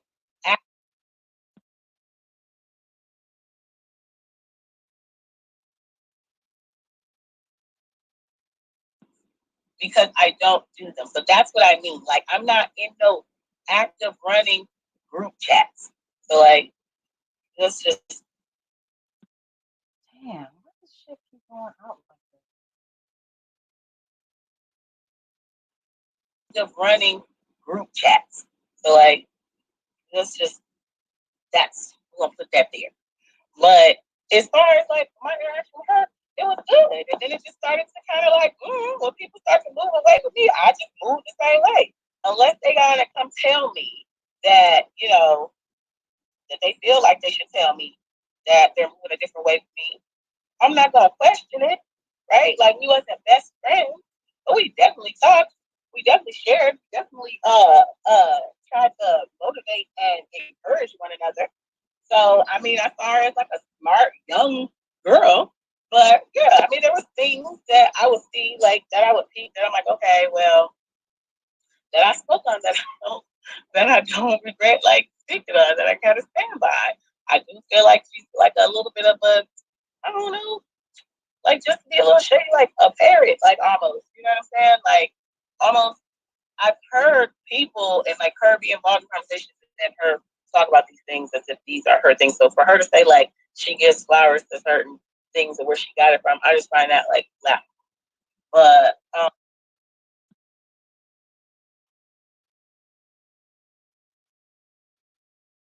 to approach me and feeling comfortable enough to approach me is a you thing. I did not feel comfortable approaching you.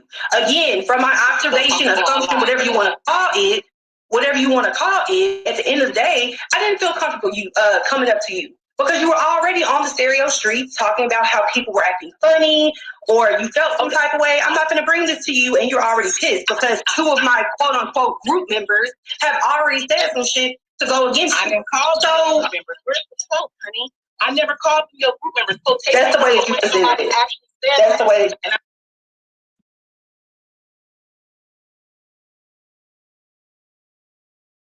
Like you felt like it would be more prudent to take it to live because there I'm not gonna blow up even more. Like that makes absolutely no sense at all.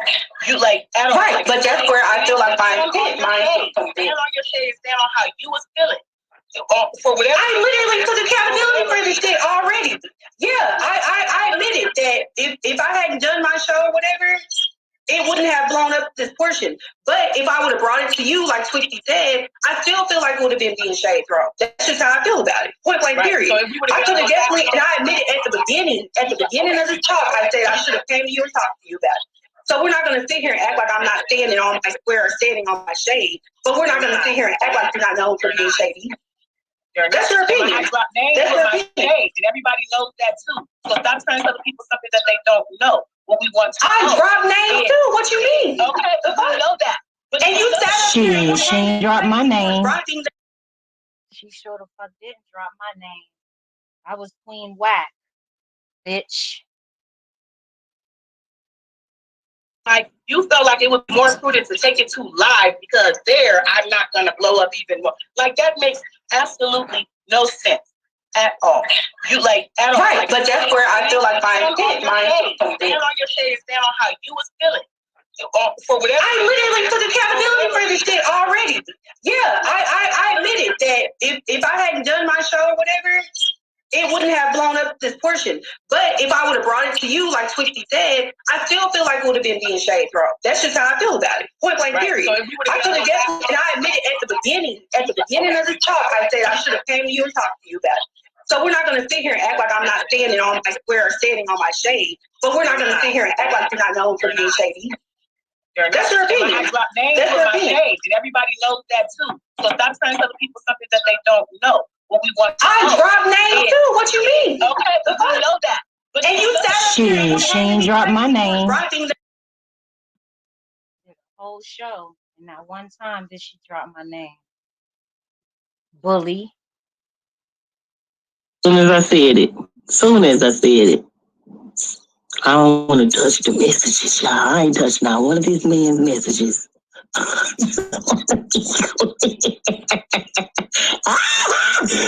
Big bad motherfucking Dr. Teller.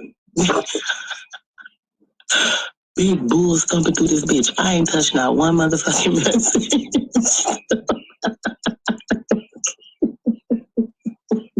Huh?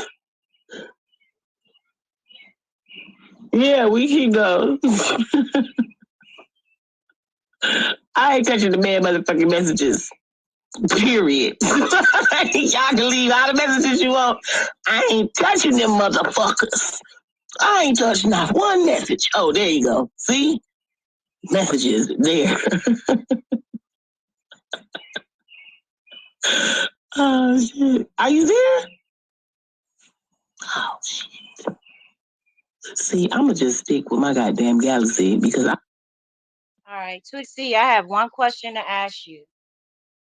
One question. Are you here, sis? Yeah, I'm here. Yeah, can you hear me? I'm going to ask Twixie this question, but I also want the listeners to answer this question. I don't know if it's just me. I heard the I heard the donkey, but I need you guys to let me know if y'all heard anybody in the background. Did you hear anybody back there saying anything? This is where the acting skills come in for me. I'm going to replay that, and you tell me where the The hall came in. Did you hear anybody telling her to get off that phone, or was the bitch running? Mm. Soon as I said it. Soon as I said it. I don't want to touch the messages, y'all. I ain't touched not one of this man's messages.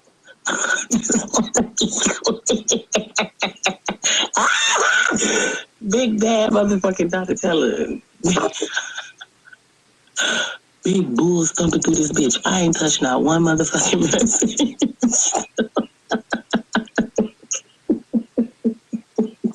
Huh? Yeah, we can go. I ain't touching the bad motherfucking messages. Period. Y'all can leave all the messages. I ain't hear nobody in that background telling her it was time to go. This bitch got on that platform yesterday and talked that shit. She wasn't prepared for Queen Black to pull up on her ass. Oh, And then you when the know host of the show decided or felt, or I don't know what happened, he wasn't there and she felt like she was on there by herself and she didn't have nobody else to come to her rescue. It was, oh, it's time to go. Nah, bitch. Wasn't nobody pulling her off. Nobody trying to get her off. She was trying to get her ass up off that panel because she couldn't handle that pressure that I brought to her ass yesterday. Let me know again, because I ain't hear nothing but my birds in the back of this clip. I ain't hear nobody talking about let's go. I seen your ass running, bitch. Soon as I said it. Soon as I said it. I don't want to touch the messages, y'all. I ain't touched not one of this man's messages.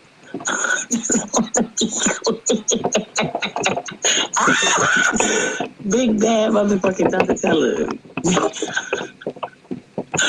Big bull stumping through this bitch. I ain't touched not one motherfucking message.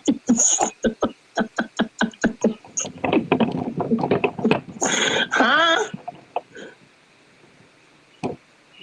Yeah, we can go. I ain't touching the bad motherfucking messages. Period. Y'all can leave all the messages you want. I ain't touching them motherfuckers. I ain't touching not one message. Oh, there you go. See? Messages there. Oh, shit. Are you there? Oh, shit. See, I'm going to just stick with my goddamn galaxy because Yeah, bitch. After she clipped my messages, she was scared to clip nothing. You wasn't gonna touch nothing else. You wasn't expecting me. I'm gonna do it one more time because I ain't hear nobody in the back but my birds. All I heard was a honk, Donkey Kong, bitch. soon as I said it. Soon as I said it. I don't want to touch the messages, y'all. I ain't touched not one of this man's messages.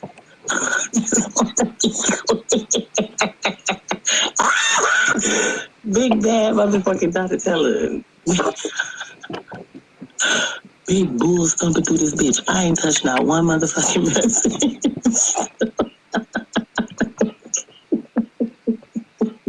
Huh? Yeah, we can go.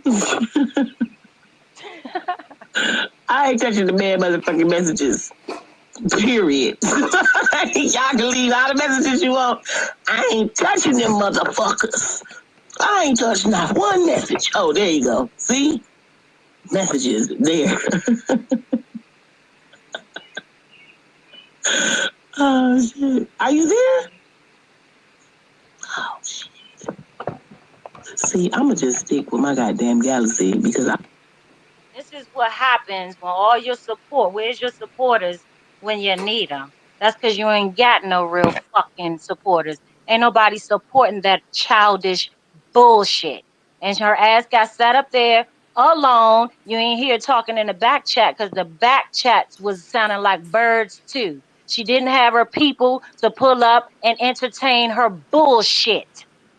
Everybody seen the same cycle on bullshit once again. She knew she jumped on that panel. and she clipped my messages, and she wasn't expecting me to hop my ass up there to check on her ass. Then she got caught up there by herself. And even the host of the show left her alone. And she couldn't do nothing but giggle at herself. You can hear the embarrassment in her voice. Then she tried to hit us with, that's when them acting skills hit in. Huh? Huh? Bitch, ain't nobody in there with you. You ain't got nobody in your back chat. You ain't got nobody in your house to help you. You on your own, bitch. And that's where I want to meet you, by yourself. Meet me where I am, because I definitely met you where you were, bitch, and you couldn't handle it. There.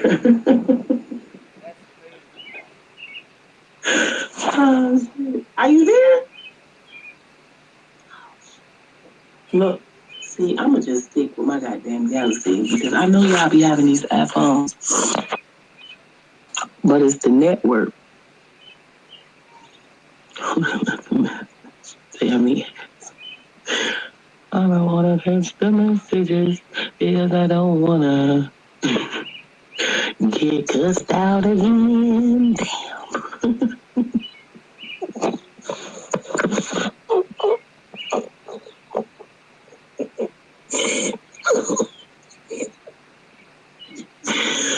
Oh, this app, bro. This app, something else.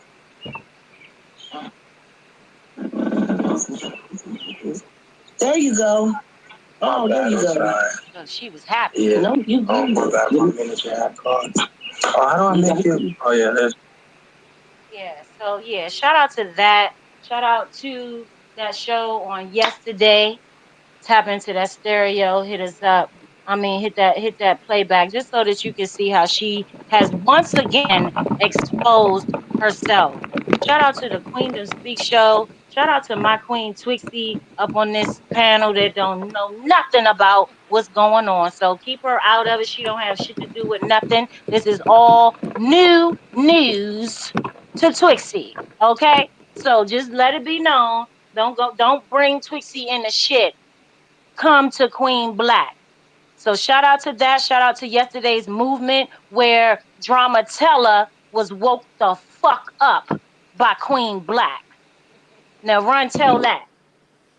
Thank you, Queen, for joining me on this panel. I appreciate you for your continued support, and the movement continues. Shout out to all the listeners, and shout out to the playback as well. Feel free to leave comments. Thank you so much for joining me, and thank you guys. We will be back next Sunday, same time, 1 p.m. Eastern Standard Time for the Queendom Speaks show. It's a movement. Peace be still, everyone.